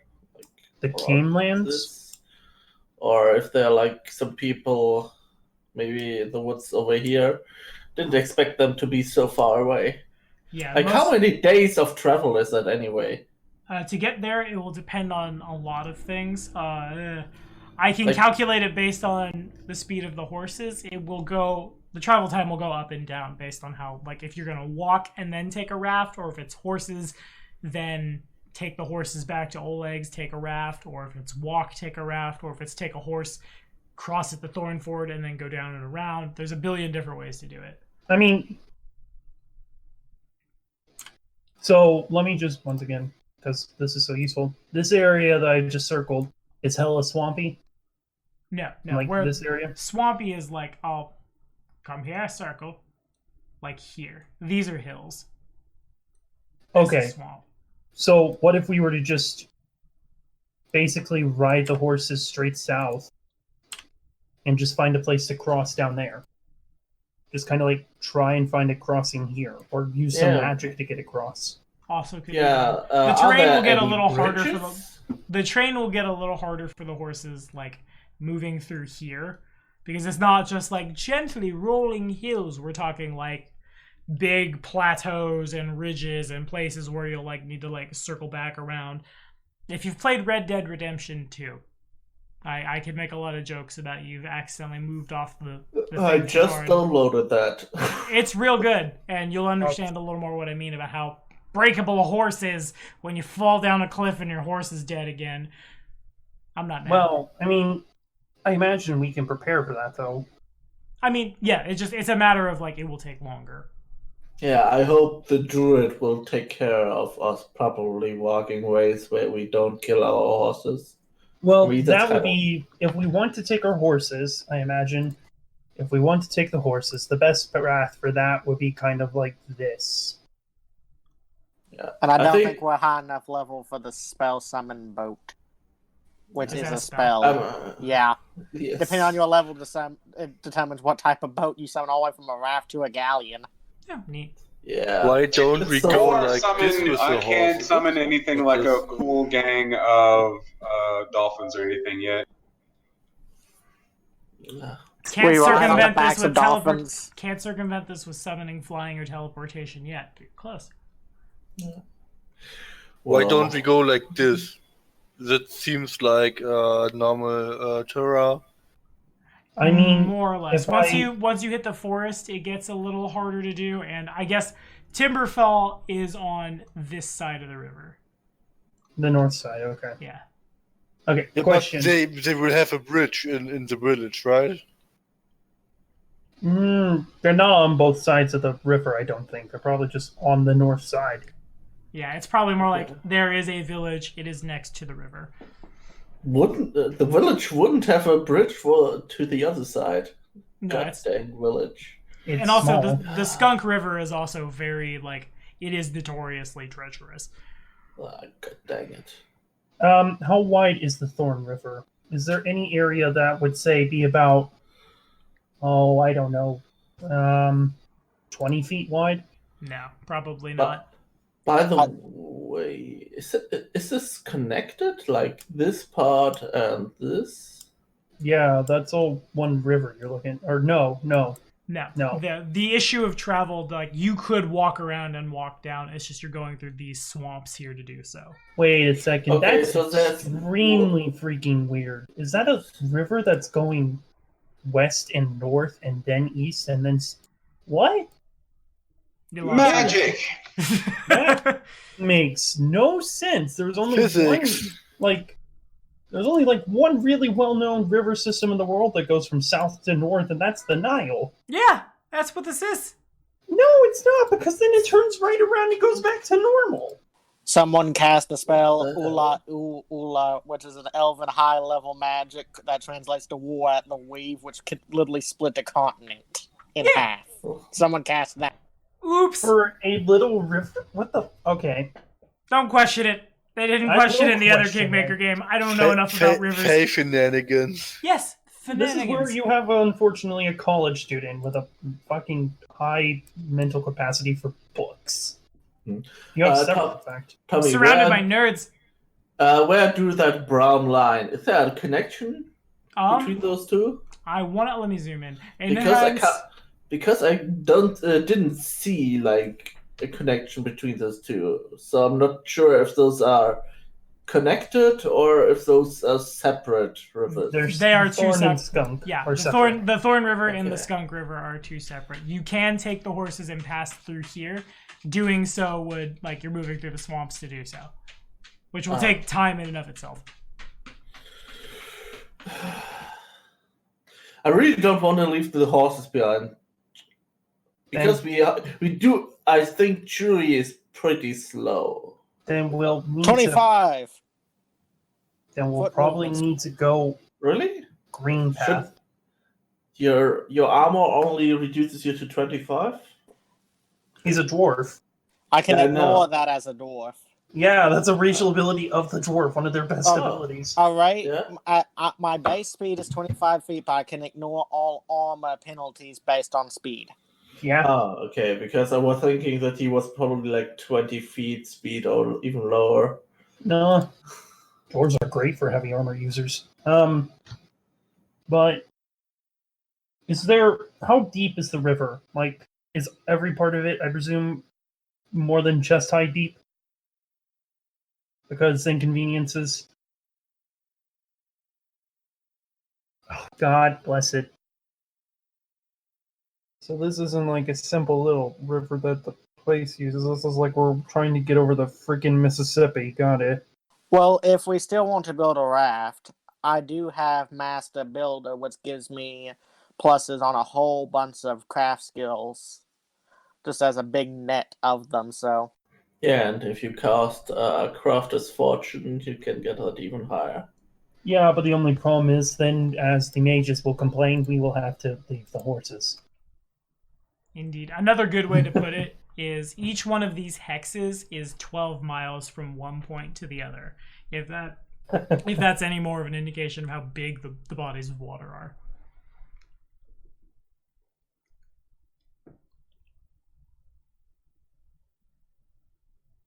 But all of the plans are, like, they are valid, they could be done. Once again, if we want to keep the horses, the green path is probably one of our best options, and then just try and find a way across with the horses. I mean, if we could do something in order to get around, like, short of building just a bridge. Just, like, Build a bridge.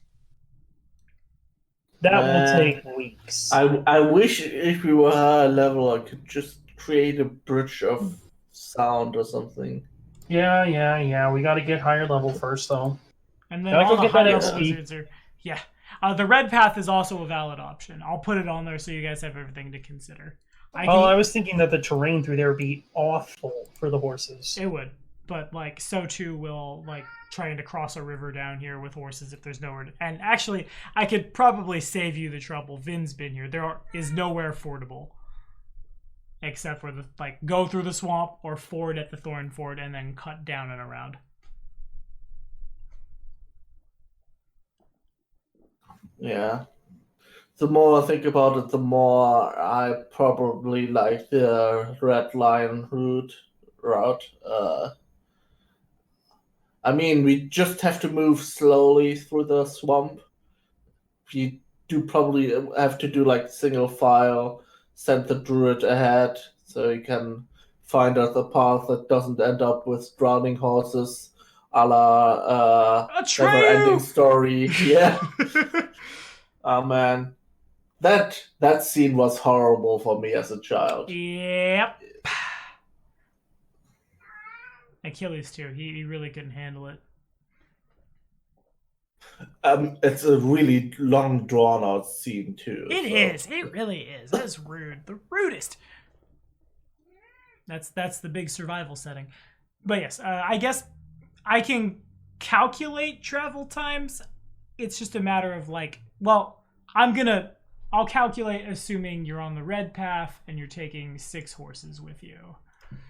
If you were to do that, and further, this is also assuming that we're just making a beeline. We are not looking for evidence of the Whispering Way. We are not looking for dwarven ruins. We are just, here's where or a any of village my is, other family or anyone else. or anything else. It will be, if something finds you, great.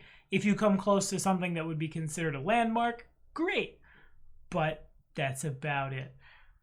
But with that in mind, it would take you guys just beelining it. Speed of... We got horses for everybody, yes? Yes. Okay, so then... And riding saddles for everybody, so we can probably ride. So 3, 6, 9, 12, 15... Even though Elric didn't expect to have to leave the carriage behind, I did. So I was like, oh yeah, we need riding saddles. We will probably get separated from our carriage at some point.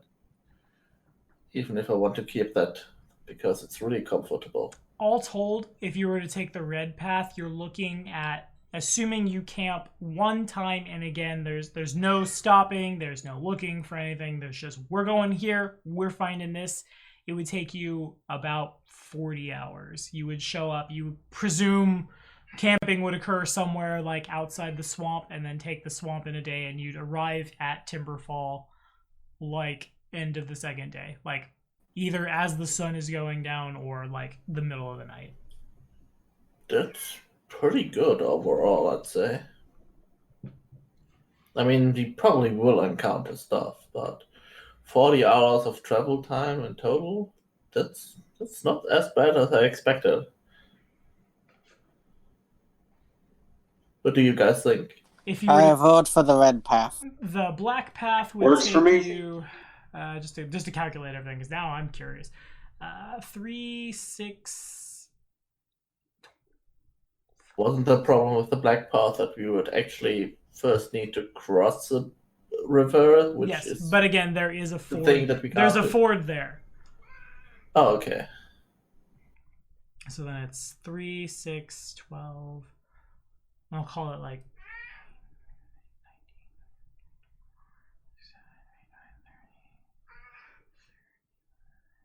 you would probably shave about 8 hours off if you were to hit the Thorn Ford and then go around. What's the Thorn Ford anyway? The ford at the Thorn River. Is it an actually fort? Are there people living there? No, there's no one living there. It's just like the water is shallow enough there to ford. Oh, okay. I thought it's not like a fort, like the building or what. No. Okay. I was like, oh, there's like a castle over there. What the hell? No, FORD Ford, not like Fort Okay. Ford. That's the third Kingmaker run. That's Kingmaker but Eldritch Horror. Fort Thorn! Everything is backwards and different. Non-Euclidean. It's actually not the worst idea I've ever had in my life. But Now we can name our capital Stormford. there you go, you get it. But it's up to y'all. Alternatively, I'm not looking at the exact speed of a raft, but it would be fine. If you were to, at the Thorn Ford, make rafts, it'd be about 12 hours to the ford.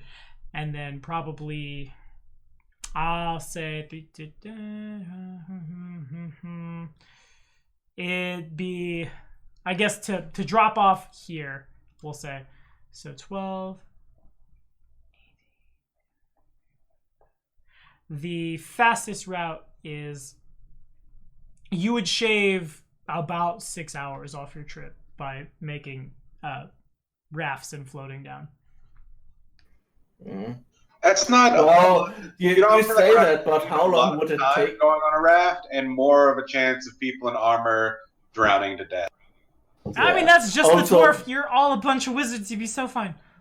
Yeah, but negative strength scores and stuff like that still means that we are poor at swimming. Don't worry, I have And my if floaties Anyone on. from OG Kingmaker is watching in the comments, press F to pay respects for Ionia and Arcturus, because that did almost happen to them trying to cross the river. Just whoop! Yeah. It was a mess, That- big mess. I don't want to risk that. Also, you say that it would take off time, but I think crafting the raft, and I mean, just we need to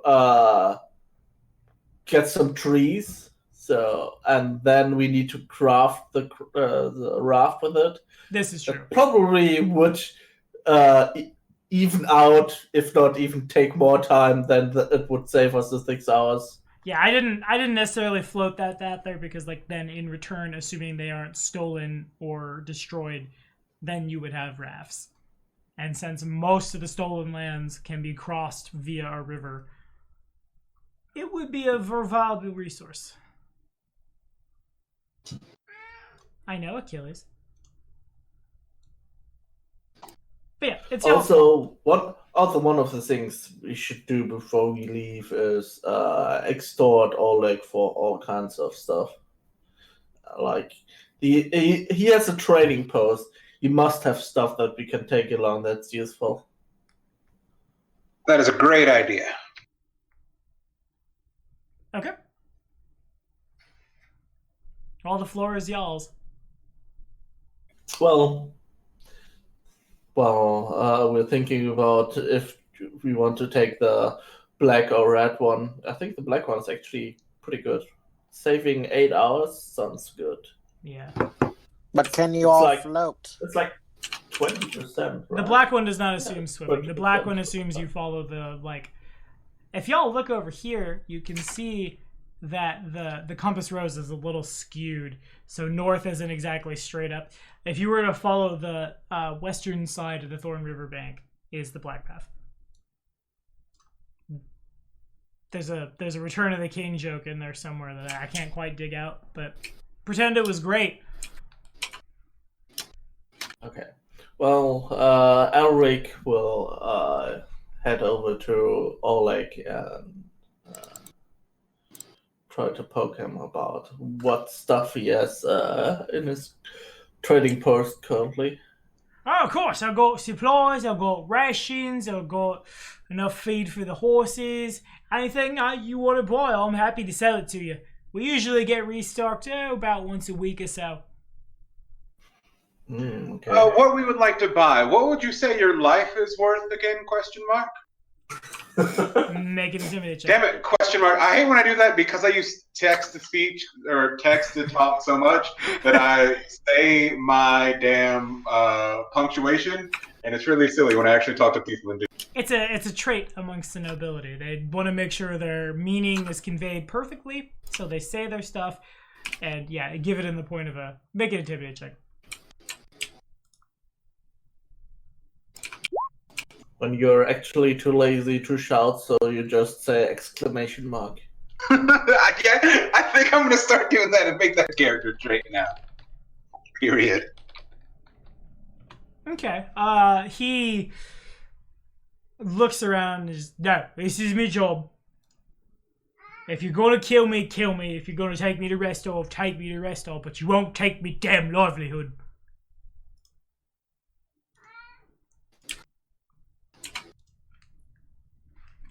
I mean, he doesn't know we're gonna kill him later on anyway, so I say we just pay him what the fuck ever, and we'll get our money back eventually. Makes sense. Hey Ross, your keyboard's real loud. I'm gonna server mute you if you don't quit. Sorry, I thought I did mute myself. My apologies. You're fine. Okay, cool. Yeah, he doesn't say anything. He reaches down like as if he's gonna go to weapons under the under his counter, and there's no. A man's lively. Well, a man is judged by how he works. And this man, I can at least say, seems like he'll be a hard worker at his job. So let's not take that from him. We do then. If it's threatening Oleg's life much more, we start running into this is an evil action. The cleric can stand against it, or it's strike one. It's a what action? An evil action to continue to threaten the man's life. Torog especially would be more of a like, if you're gonna punish him for his crimes, do it, be done with it. But if we're gonna threaten and extort him, that's dishonorable. And something not the blue collar god that Torog is would not like that you're extorting another blue collar worker. Well, I wouldn't quite call it extorting him. I would say that he owes us for almost getting us killed. And you are taking advantage of that, ergo you are extorting him. Well, it's not like we want all his stuff. It's more like, do you have anything that can help us survive in the wilds? Your game master has spoken. You can buy the stuff, and that's it. Or we run into the cleric starting to have problems. God dang it. I mean, let's just buy it and Sorry. then take the money back I'm a after we go. cleric. What was the tactic again? You distract the paladin outside while you torture people inside? Yeah. Ragnar, I think I have seen evil outside the post. Let's go and check it. Evil? There's evil in the bushes. And I will also further posit that once anyone who's not at present, Ragnar has an aura of law and an aura of good. Once the party reaches level 5, if you've done enough to where Tommy thinks you're evil, you will begin to radiate an evil alignment. And if Ragnar ever figures that out, he needs to do something about it or pick a new deity. Torag will not be happy with this. LG, god of hard work and dwarves, does not countenance evil. If we chose Secret Society, this character would not work to rule in that. Yeah, you are the, I don't want to say hired help, because hired help is too much of a, nah. I can't think of a good word for your position in the esoteric order. Hired help ain't quite it, though. Home Depot? You're the Home Depot. You're that whole place there.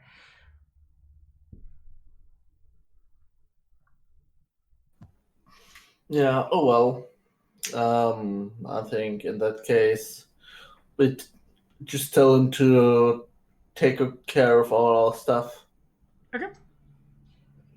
He nods. Otherwise, if he doesn't take good care of our stuff, I will let him taste power pain. That is a nasty spell, by the way. I would not allow that. I would plainly state, look, you are going to kill Oleg. Do it and be done. Stop threatening the damn man. I second that, but I think he should be kept alive. He is a hard worker. He gets by the sweat of his brow. That should be honorable.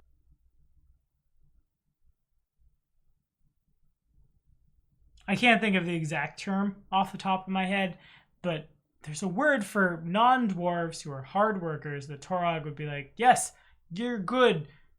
I can't think of it off the top of my head. I'm going to say dwarf adjacent, because that's basically that's what I'm working with here. Honorary dwarf? Also that. I don't think Torag wants to have him as the honorary dwarf after all the people he got killed. That would throw some bad light on dwarves. Speaking of which, we also don't like him being a human at this point, I guess. But yeah, I guess in that case, leave the stuff that needs to be left behind and take what we need. We still need to take along like the pavilion, because I really don't want to sleep without a tent over my head. As you do. Yeah, you definitely, like, the wagon can be hitched to one of the horses, but like the carriage is a harder thing to move around. Did we decide on a path, though? Yeah, I think we will take the black one, right? Black Path. The black path. Okay. That's 32 hours, right? Yeah, give or take, depending on resting and events. Yeah, I mean, you said the red one would take 40 and the black one would shave off about 8 hours, so it should be 32. Minus or plus whatever encounters we may have. Okay. So then if we leave, basically, there's probably like an hour of talk after breakfast. So if we leave basically like, I'll say 9 a.m., 12:30, 14, or 34, 5. So it's about 7 p.m. as you reach the Thord Ford. And if you guys could give perception checks to me. Including smiles? Yeah, this is everybody perception. I'll get in the habit of saying a people perception if Smiles wouldn't understand it. Ugh. Gosh darn it, dice. Please be nicer. Okie dokie. So, I Achilles moved and these pants are not very thick. My quads! You're stabbing my quads, beast! And I'm not a Krogan. I'll throw that off joke out there. It is the Thorn Ford. I thought your tokens were on the GM layer. They are not. I will jam them in really quickly. I see so many birds. You really do. Yes, you do. For the sake of time, I will not add the horses onto this one. I'll assume you kind of get wind of the situation and find a place to hitch them. And also the kobold is guarding them. Yes, that's where Tuxie is. There we go. Oh. Sorry about it, Sven. You got the wrong token for the last 30 minutes of session. All good. And where is... There you are. There's the beautiful man. And then I need to get some smiles. Okay, everybody got control of their tokens? Yes. I'll assume. Okay, so as y'all make your way to this side of the Thorn Ford, you probably innocuously at first, especially like doubly so for Vin, I'm still really bad at names, notice the vultures circling overhead. And then when you get a little closer, that's when you begin to smell the smell of death. And like you realize, oh, the vultures are like, eventually you're going to cross under them. Then you realize that they have descended here. There are some bodies and like a makeshift camp that appears to have been either half set up or not attacked. On the way far side, there is a sizable, some kind of quadruped and a cart also dead, and the vultures continue to nom on it.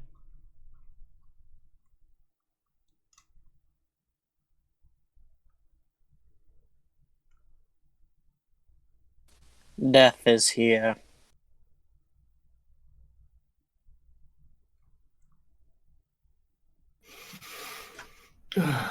Seems like these lands are very, very deadly. This might turn out to be even more people, you know. Oh, dwarf. Smiles. Hunt. Damn! And Smiles goes, Bork! Really loud. No. I see the stealth roll. It's noted.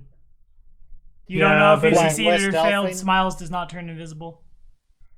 I'm gonna also roll stealth and try and I must have cut out at some point or something, but when do we decide to stealth? I did not hear that. Oh. Literally right now. Yeah, the Bensol was just like, stop, Smiles, hunt, and then proceed to fall into the dirt. I need to change my dice color. That's what I need to do. Clearly. It's like, I need to stealth. Don't even record the fact that I'm in stealth, because obviously I just failed that. Yeah, you probably just fell off the horse. Or you were like, I need to get stealthily off my horse, and just fell down. But Smiles, not realizing how bad his stealth was, would probably kind of creep around to the tree here to get a better vision of the camp. Okay. As you do so, this vulture and flies off into like perch in the tree line. I'd ask for a perception check from Smiles, but most of the information right now is a little above his dog brain. Yeah, so Smiles is going to continue to inch forward a little bit. Okay. Cool. And they all floop and floop and floop. And then Smiles is going... I lied. Let me get a perception check from Smiles really fast. Yes, thank you. There's some stuff he could figure. I forget the wolf has scent. Leave him there though. Don't move him from that square. Yeah. You notice as I flip through a book that I said I was going to use for this game, and it's called that. Oh, whoops! It's called that. There we go. Smile stops and roll a d4 for me, really quick, would you, Ross? I need to know which direction the wind is blowing. 2. So that means the wind is blowing. Sure, that works. he stops and kind of growls a little in this direction towards where there's a sizable tree that has been pushed over and like has been either through time or effort, someone has hollowed the tree out. Okay. Hard to say, but it doesn't take a lot for Vin to realize that Smiles has smelled something. Probably hiding inside that. Finn will gesture back to the rest of the group, kind of like hand signals, like, notice, points over in that direction, and then draws his club and shield. Okay. And pushes himself up a little bit. Alrighty. As a quick point of order, did anyone take the chainmail, or is the chainmail in party loot? Yeah, I would have offered the chainmail to the family, as I cannot wear iron armor. I believe it would... Where is my telephone? It's a good thing I'm using an actual book for the monsters. I think it's Well, I can just check Old Boy's sheet. I didn't delete it. It might be better for Ragnar, is why I, say something about it. And it's chainmail, you say? Yes, it is. Hang on. I got it right here. Chainmail is a armor bonus of 6 with a max dexterity of... This character did not have enough dexterity to put into his AC. Anyway, I did not compute it, but it's an AC bonus of 6. It may be better than scale mail. I don't... Okay. Y'all know I like to play rogue monks. I don't know what armor is or how it does. I'm wearing the chainmail then, since I do think I get a +1. Yeah, I thought it would be like a 1 or 2. Okay, so your scale mail is floating in party loot. And you're wearing Vin's brother's armor. That's probably not weird at all. But, okay. Proceed. That was the point of order. It's going to a good cause. Defending me. As, well, let's list the cause, and more so, the families have always been pragmatists. We don't get sentimental. Yeah, it makes sense. Waste not, want not. Yeah, that's very much the culture Vin and his family was raised in. Okay, cool. Alrighty, so again, Smiles is here growling in the direction of this tree stump. The vultures have flown up into the trees. They continue to kind of just watch in Smiles' direction. Yeah, I'm gonna walk over to where Smiles is and kind of just look down at Smiles, look over in the direction of the tree. I'm gonna roll a perception myself and see if I can see anything. Okay, sounds good. Aye! Oh my. Okay, Nice. you got a lot of stuff. Okay, so first things first, obviously you can see the tokens. There are the bodies of... It's hard to tell by the state of decay and how much the vultures have vultured upon them, but the hair and the beards and the short stocky nature, there are 3 dwarves. It appears they were... It's really hard to say... But it looks like they were making camp and then something set upon them. From here, the cause of death is hard to tell. They're a few days dead. Yeah, probably Smiles could smell them a little ways off because they've been sitting out in the summer sun for a while. As for the rest of the camp looking around, I need to make a couple of GM rolls. Hop boom, hop boom. And I have to read a 3.5 stat block. That's always fun. You passed his hide, but not his move silently. So, haha. It's dumb, I hate it.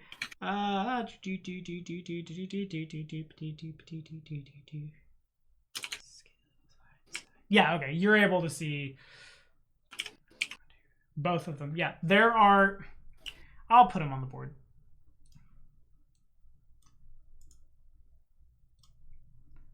They are knowledge nature checks.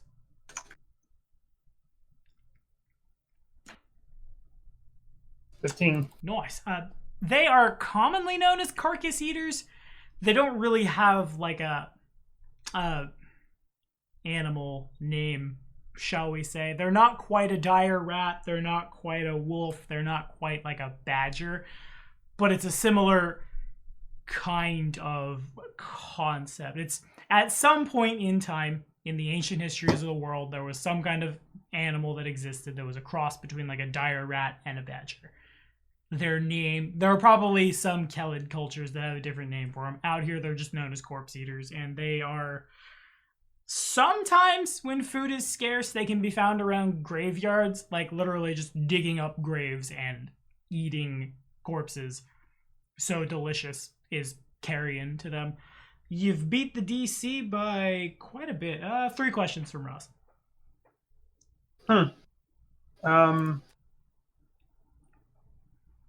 Do they have any poisons or diseases I need to be aware of?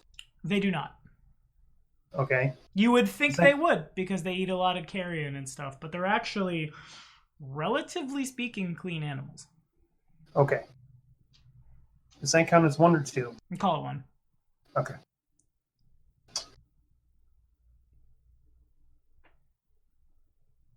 Okay, let me think of the next question. Would they have been the ones? How likely is it, given the amount of damage I see here, that 2 corpse wraps could have done this? 0%. They are scavengers. Yeah, they are. Think the hyena of this setting. Okay. Basically, they're real small. You could probably go up and go boo, and they'd run off. They only ever it's a real wonder they aren't actively gorging on these bodies. That would tell you that they're either the vultures are a little scarier than they are, or they caught wind or sound of the party and they're afraid of you. Oh, they certainly didn't do this. Okay. And I guess the third comment would have to be the third question would have to be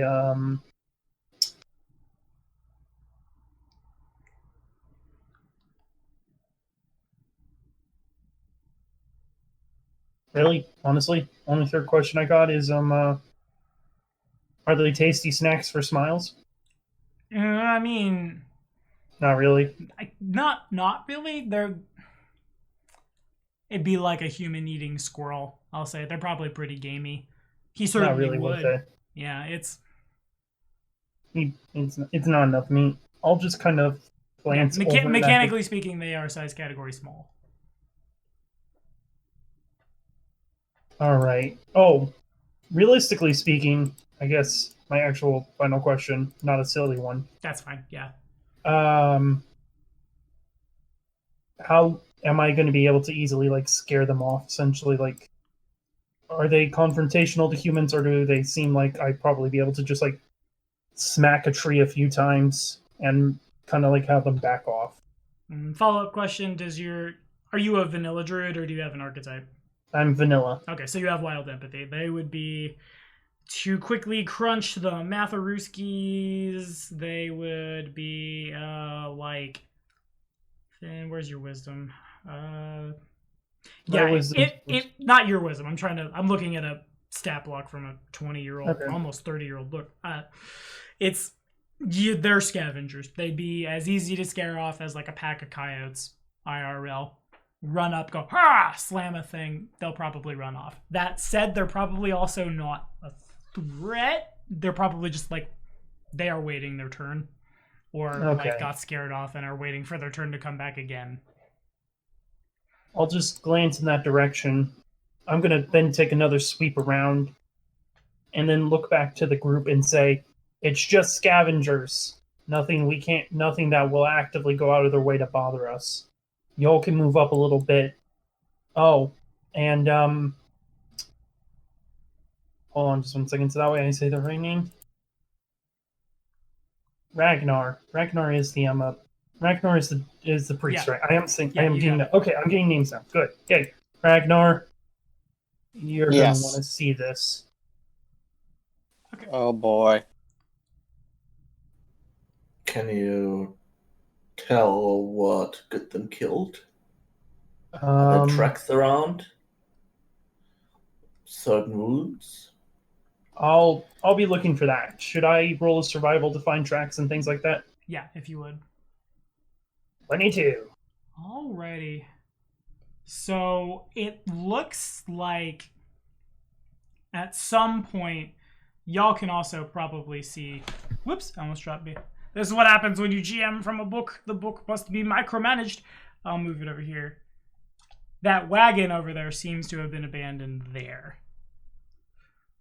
Which, based on the tracks, it looks like they came here, set up camp, and then it's hard to say.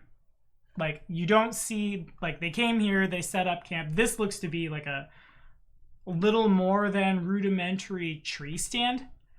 And it looks like the timber that has timbered was done probably by the dwarves.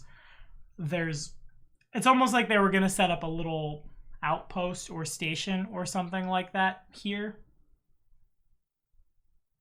And then something attacked them. Yeah. Am I only finding the tracks of am I only finding tracks that I can easily ascertain to either the vultures or like the corpse rats or the dwarves? Are there any like tracks that are sticking out to me that are not matching up? Not really. No? Looks more like what you can tell is as you go looking around, it looks like there's like 5 or 6 corpse eaters in the area. They're probably hiding. But you don't see any like out of nowhere traps. So something's around here. Okay. I'm gonna kind of like look over the bodies a bit. Okay, give me a perception check. Sure. Be respectful.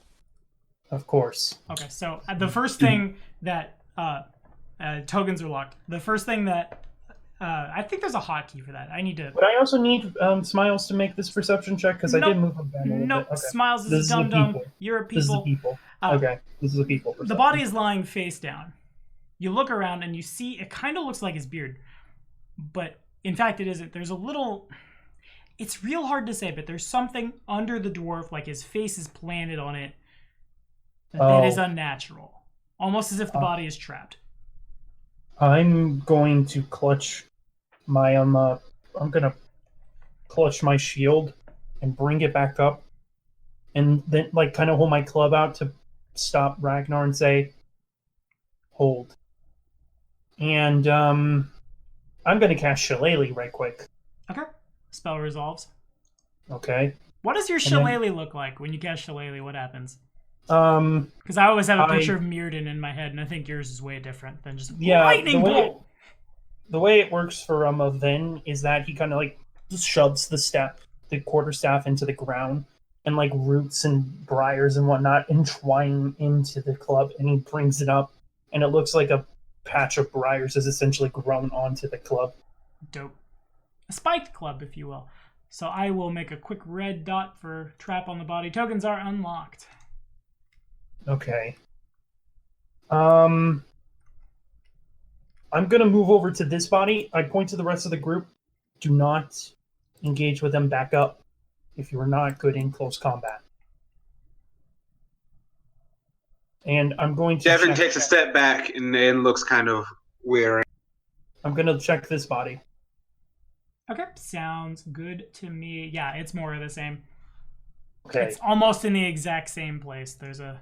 And then I'm gonna move over to here. Okay, I need you to make a reflex save. Okay. And after which we will roll initiative. Understood. 15. Okay, never mind. We won't roll initiative. Yeah, we will roll initiative. So you step there, and the ground kind of like. Man, with 10 minutes rolling for combat's not the best. You put your foot down, and the ground kind of gives a little, and the dirt crumbles, and you hear this, and like your foot feels a rope, as if like there was a net right under that, and then that gives way, and then back you move, because you made the save. You do not fall in the pit trap. Knowledge religion check awaits you at the bottom, probably just from Vin, because Vin is the only one that sees it right now. Knowledge religion? I'm not trained in that. A 10 is useful. 10! So the creature down there is... Well, I just dropped my phone because I found it. It was under my cat who was on my lap. You giant ton of love. I love my cat. He's a huge pain in my butt, but I don't know what I'd do without my familiar. He's been my best friend since August the 1st, 2009, when he was born in my house. But let me get accurate flavor text real fast. I assume too, because he will be here next time. So she comes running, because she wants to participate and be friends with your friends. I know, Achilles. I shouldn't have moved. You were sleeping so well. I was really proud of you. Oh my god, there's a... Oh, I see Grant has invaded the call. Hey, buddy. He's been here for hours. Oh, I'm not looking at Discord right now. I have I know, Roll20 is I know. one monitor, OBS is the other. No, that's fine. I'm just saying, like, out of character. If you want to cut this? No. I don't mind Oh, if like I only mind if patrons show up and then like start like. Grant literally messaged me and was like, "Hey, can I listen in?" And I was like, "Sure." Yeah, listening in is always fine. Showing up and trolling my other paying customers is bad. But I guess I'll say now, as I'm pulling this out, we are planning on running a bi-weekly game of a really, really hard meat grindery dungeon called Rappin' the Fuck, and I think I'm mispronouncing that. It sounded like you said "Rappa the fuck" or something like that. Yes, that's rabbit right, the fuck. That's That's what I thought you said too. I'm replacing all the traps with rabbits, and they kill you in the exact same way, with the exact same, like if it's a fireball trap, the rabbit explodes and you die. Rabbit the fuck.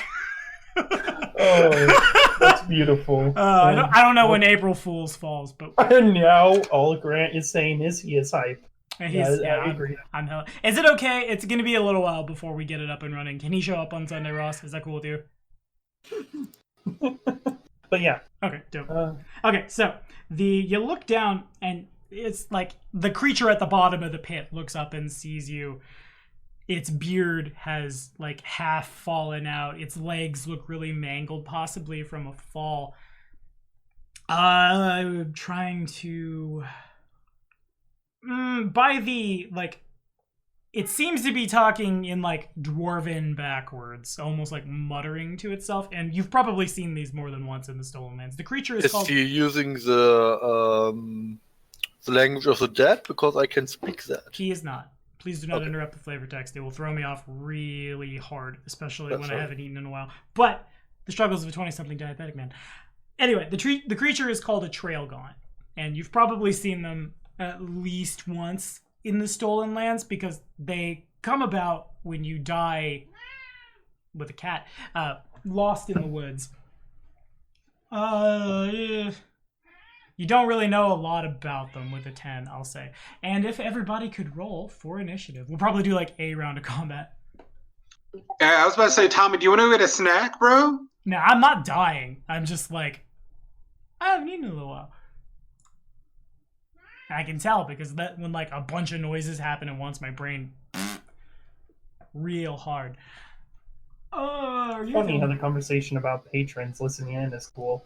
No, yeah, It happens- patrons listening in is fine. I've had complaints. No, in the I bring past. this up because Idaho just showed up too. Oh, everybody's coming to hang out in the last 5 minutes before the game is done. All good. And I didn't mean to roll twice on the initiative. I tried to click on my character thing and it didn't go through the first. That's your birthday present. You roll with advantage once. Sorry about it. The wizard gets an improved familiar. You get great math. Great math. Okay, so we got 1, 2, 3, 4, 5. Who am I? Oh, I'm missing no one. Emmy's not here. Dope. Okie dokie. Top of the order is Ragnar. Alrighty, do I see this undead creature? You see Vin puts his foot somewhere, is like, huh! And then moves back, and then the ground gives way, and you probably hear, it sounds like Dwarven, but backwards. Oh, Torag, no. As I move forward. Hockey dokie.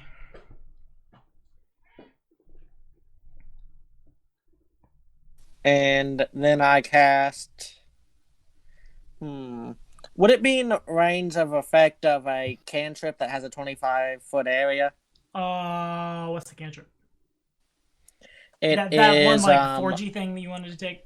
Yeah, the forge that does 1d3 fire damage. It's in the bottom of a pit, so you don't have line of sight to it, is the only problem. You need to, like, get up and look down. Because I'm assuming that spell is like a touch attack. Yeah, I like that. If it's like a wee baby fireball, you could yeet it into the hole, but... I know, Achilles, I'm hilarious. Okay, Give a boop to me. I go up there and I have my weapon. Why, can I do a double move to get up there closer? Yeah. Yeah, I want to do... Really fast, I'm gonna... because I'll forget this in a week. I'll put it on the map layer. Oh, I'm gonna move you, Chewy. I promise I'll move you. That square's not a good one to stand in right now.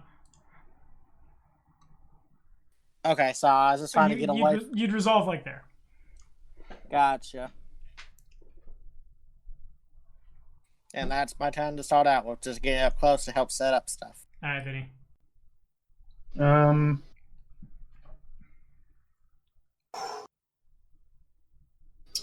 I'm gonna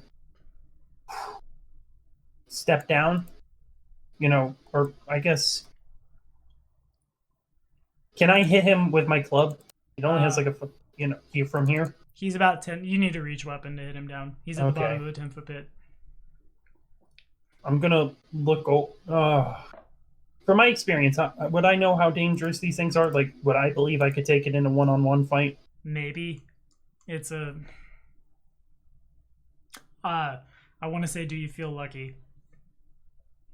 Then I'm gonna get some backup from Smiles. So can Smiles go over here to this tile? He'd be in the hole, but yes. Yeah, he'll go down first and try and bite this guy. Okay, can you give me an acrobatics check? Sure. Good enough for me. Okay, so Smiles hunts down the hole, does a bit.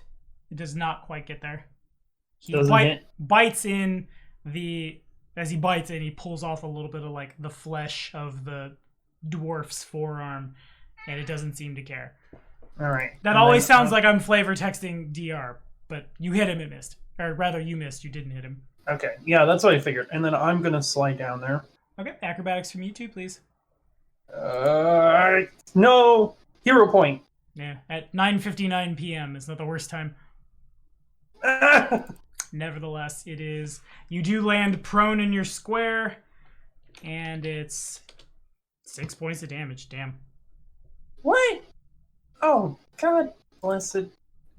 Tommy rolls good. You told us to step back, so I could have feather falled you. All right. Vin goes to step in, but there's like a little bit of ground that was part of the trap that hadn't go off, and when you put your foot down, it's whoop, and down you go. You resolve prone in your square, 10 feet down. Can I still stand up as another action, It'd be like double move, stand up, or attack from prone with a club. Can I do that? Yeah. Would standing up cause an attack of opportunity? Or Screw it. Gonna club. Ah! Okay, with the penalties from being prone, it misses. You flail the shillelagh, and it just kind of like tags the wall. A little bit of dirt falls down on your head. God bless it. Okay. The creature continues muttering, but it almost sounds like and then backwards dwarven again. I'm just gonna mutter in Druidic to myself. I swear to the green everything is out to kill me today. Or out to kill me these last few days. Alrighty. And is that all from you? Yeah, that's mine and Smiles. Alrighty, Trazen.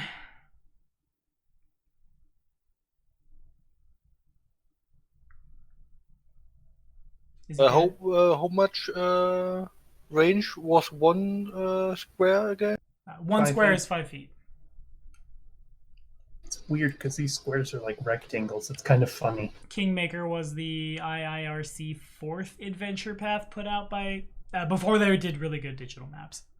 Before they even were properly Paizo. Yeah, there's a lot of 3.5 content already in this.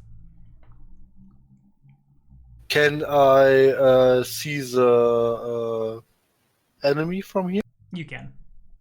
Okay, then I will cast Ray of Enfeeblement on him. Alrighty, fair enough. Unfortunately, well, I know Achilles. It's so sad that he doesn't have. Do you have precise shot? No.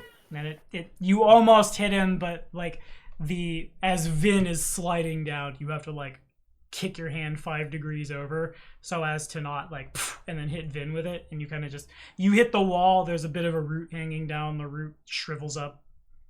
Yeah, I would think I would use my hero point too. Oh, that flavor text was so good, but alright, good. I'm just done. I can't. I get to. So that would then be a 10. Just kidding. Forget all the cool stuff I just said. You hit him. I will make my fort save. I will add my +4 for being a thing that's normally immune to this. But immunities aren't fun. And not fair. So that'd be that with the... Yeah. What's my DC? 14. Oh, yeah, it's right there. So you only take 2 points of strength damage. Got it. Immune to Ray of Enfeeblement, okay. Because normally an undead would be immune to ability score damage. Necromancy. Mm-hmm. Ah, okay. Yeah, well, not necromancy, but Ability they are score. immune to ability drain and stuff like that, ability damage. Anything that screws with the top left part of the character sheet, basically. But yeah, Yeah. no, you definitely treason the infinite, you coward! And your Nisoi flies and tags your hand, and then it turns and you hit him in the chest. And he's got a -1 on stuff, and it goes to Javin. Okay, I'm gonna move on down. And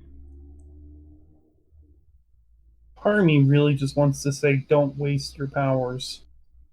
Oof. The other part of me realizes it's being stupidly over cocky, and I just kind of just want to not.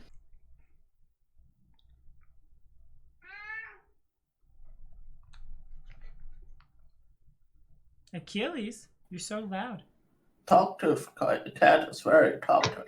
oh, I forgot to press the button. I feel like an idiot. How far away can I summon the eagle from me and then have the eagle fly down the hole? You should be able to do it. And Let's do that. here comes something to invalidate my existence. Oh, there, little one. I You could have done can't the same. I fell in a hole and I can't get up. You fell in the pit. I really like Parks and Rec. Anyway, okay, Eagles happen. If you want to go ahead and just roll for them real quick. Oh, will they have enough to move and attack? They should be able to. They can get one in. Well, it's just one eagle, so... Okay, cool. Unfortunately, an 11 would not quite get there. And this eagle will be played by Jubilost.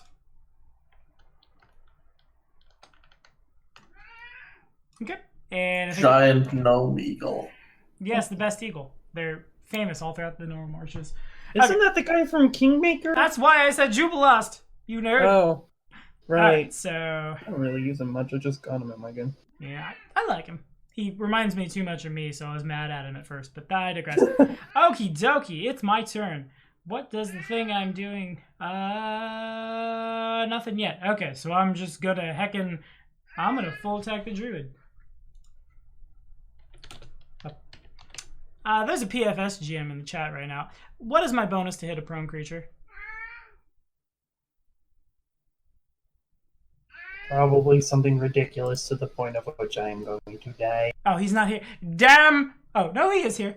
Idaho, I'm totally blanking. +4. +4. He's putting in general of Oh, gotcha. I got it. Okay. I'll keep an eye. Appreciate you. First attack, 18 to hit. That's just 1 over. Second attack. Is the strength minus? Yes. Thank you for reminding me of your debuff. It'd be a 17. He's right. That is my AC. So it hits. Then the first claw is a 19. That's with the debuff on it, and then a 9. So 2 hits. Bye, boys.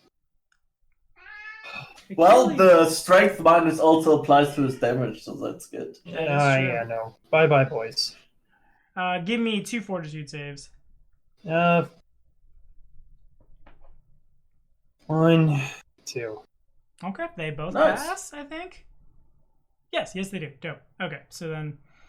Where's my damage? So it's 2d4 plus 2, essentially, with my strength neg. For a grand total of 6 points of damage as it bites into your shoulder and it tries to... One of the claws, like... That brings me down to 0. You only have 6 HP? You took off 6 when I fell in the pit! Oh, yeah, I didn't. The RNG did. Uh-huh. I'll put that out there. Okay, so then the last thing that Vin remembers is, my legs hurt really bad. As the thing like bites into your neck and one of the claws goes along your back, the other one slides off the shield, and He's I down. can't be cool. I can't be cool in any game of yours. I'm never allowed to be cool in a game of yours. You're I'm not. never allowed. You're only allowed to fall in holes and die, buddy. Elric, take us home. Level 1 fun. All right. I was expecting that to happen to a wizard, TBH. This is what. You said those bodies are trapped, right? Yes. Is that still something that's going on? The trap hasn't been disabled or removed. Yeah. Okay. Would I think that Mage Hand would be enough to trigger it? Only one way to find out. Okay. I'm gonna cast Mage Hand and try to move this body enough to trigger whatever way it's trapped. Okay. Okay. You definitely can do so. So what happens is Mage Hand is cast and you like pull on it. And then everyone, I guess not Vin. F. That's basically an F. There's a squishy poppy noise as it almost, not unlike a balloon popping, I suppose, and gore is sprayed out here.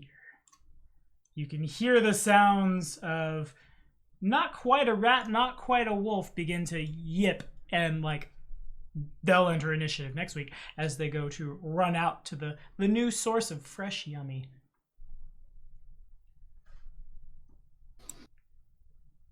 Yeah. I don't think that this was a good idea to trigger a trap after we lost our druid. Well, you don't want to step into the trap mid combat, so Give me a quick intelligence. Before you. Give me an intelligence check from Elric real quick. Yeah, but we know it's trapped, so we don't have to step into it. Well done. Nice. That's 20. So the idea there was probably that you would interact with the body, move the body a little, and then the gore would spray on you. And if Vin is correct and there's little carrion animals running around here that are just like insatiably drawn to the smell of fresh rotting meat, to say nothing of the vultures, they'd probably swarm you. But doing what you did means you... So they would attack someone who got sprayed by it? You would, yeah, you would smell like yummy food. Yeah. But now I wouldn't because I did it from range? Because, yeah, there was no one in the 15-foot cone, basically. Right. God bless it. Everybody there would have got hit by grossness, and reflex save would be real yummy for anybody who eats carrion. And last but not least, let me remove, obviously, he's not trapped anymore. But before we call it for a night, I'm going to put these guys on initiative because, in fact, seemingly out of nowhere, it's real weird. And maybe you can figure that out later. But in fact, those 3 dwarves do rise in undeath. And that's where we're going to call it with some Zambos. Thank y'all for watching. We'll be back at it next time. And we'll hear all about the next member of Ross's family who will be joining us for Kingmaker but Spoopy. Till then, I'm going to go find some food and use the bathroom. Be sure to like and subscribe for more content. Basically, all I'm doing is playing Kingmaker these days. Say bye, guys. Bye. Bye. Deuces.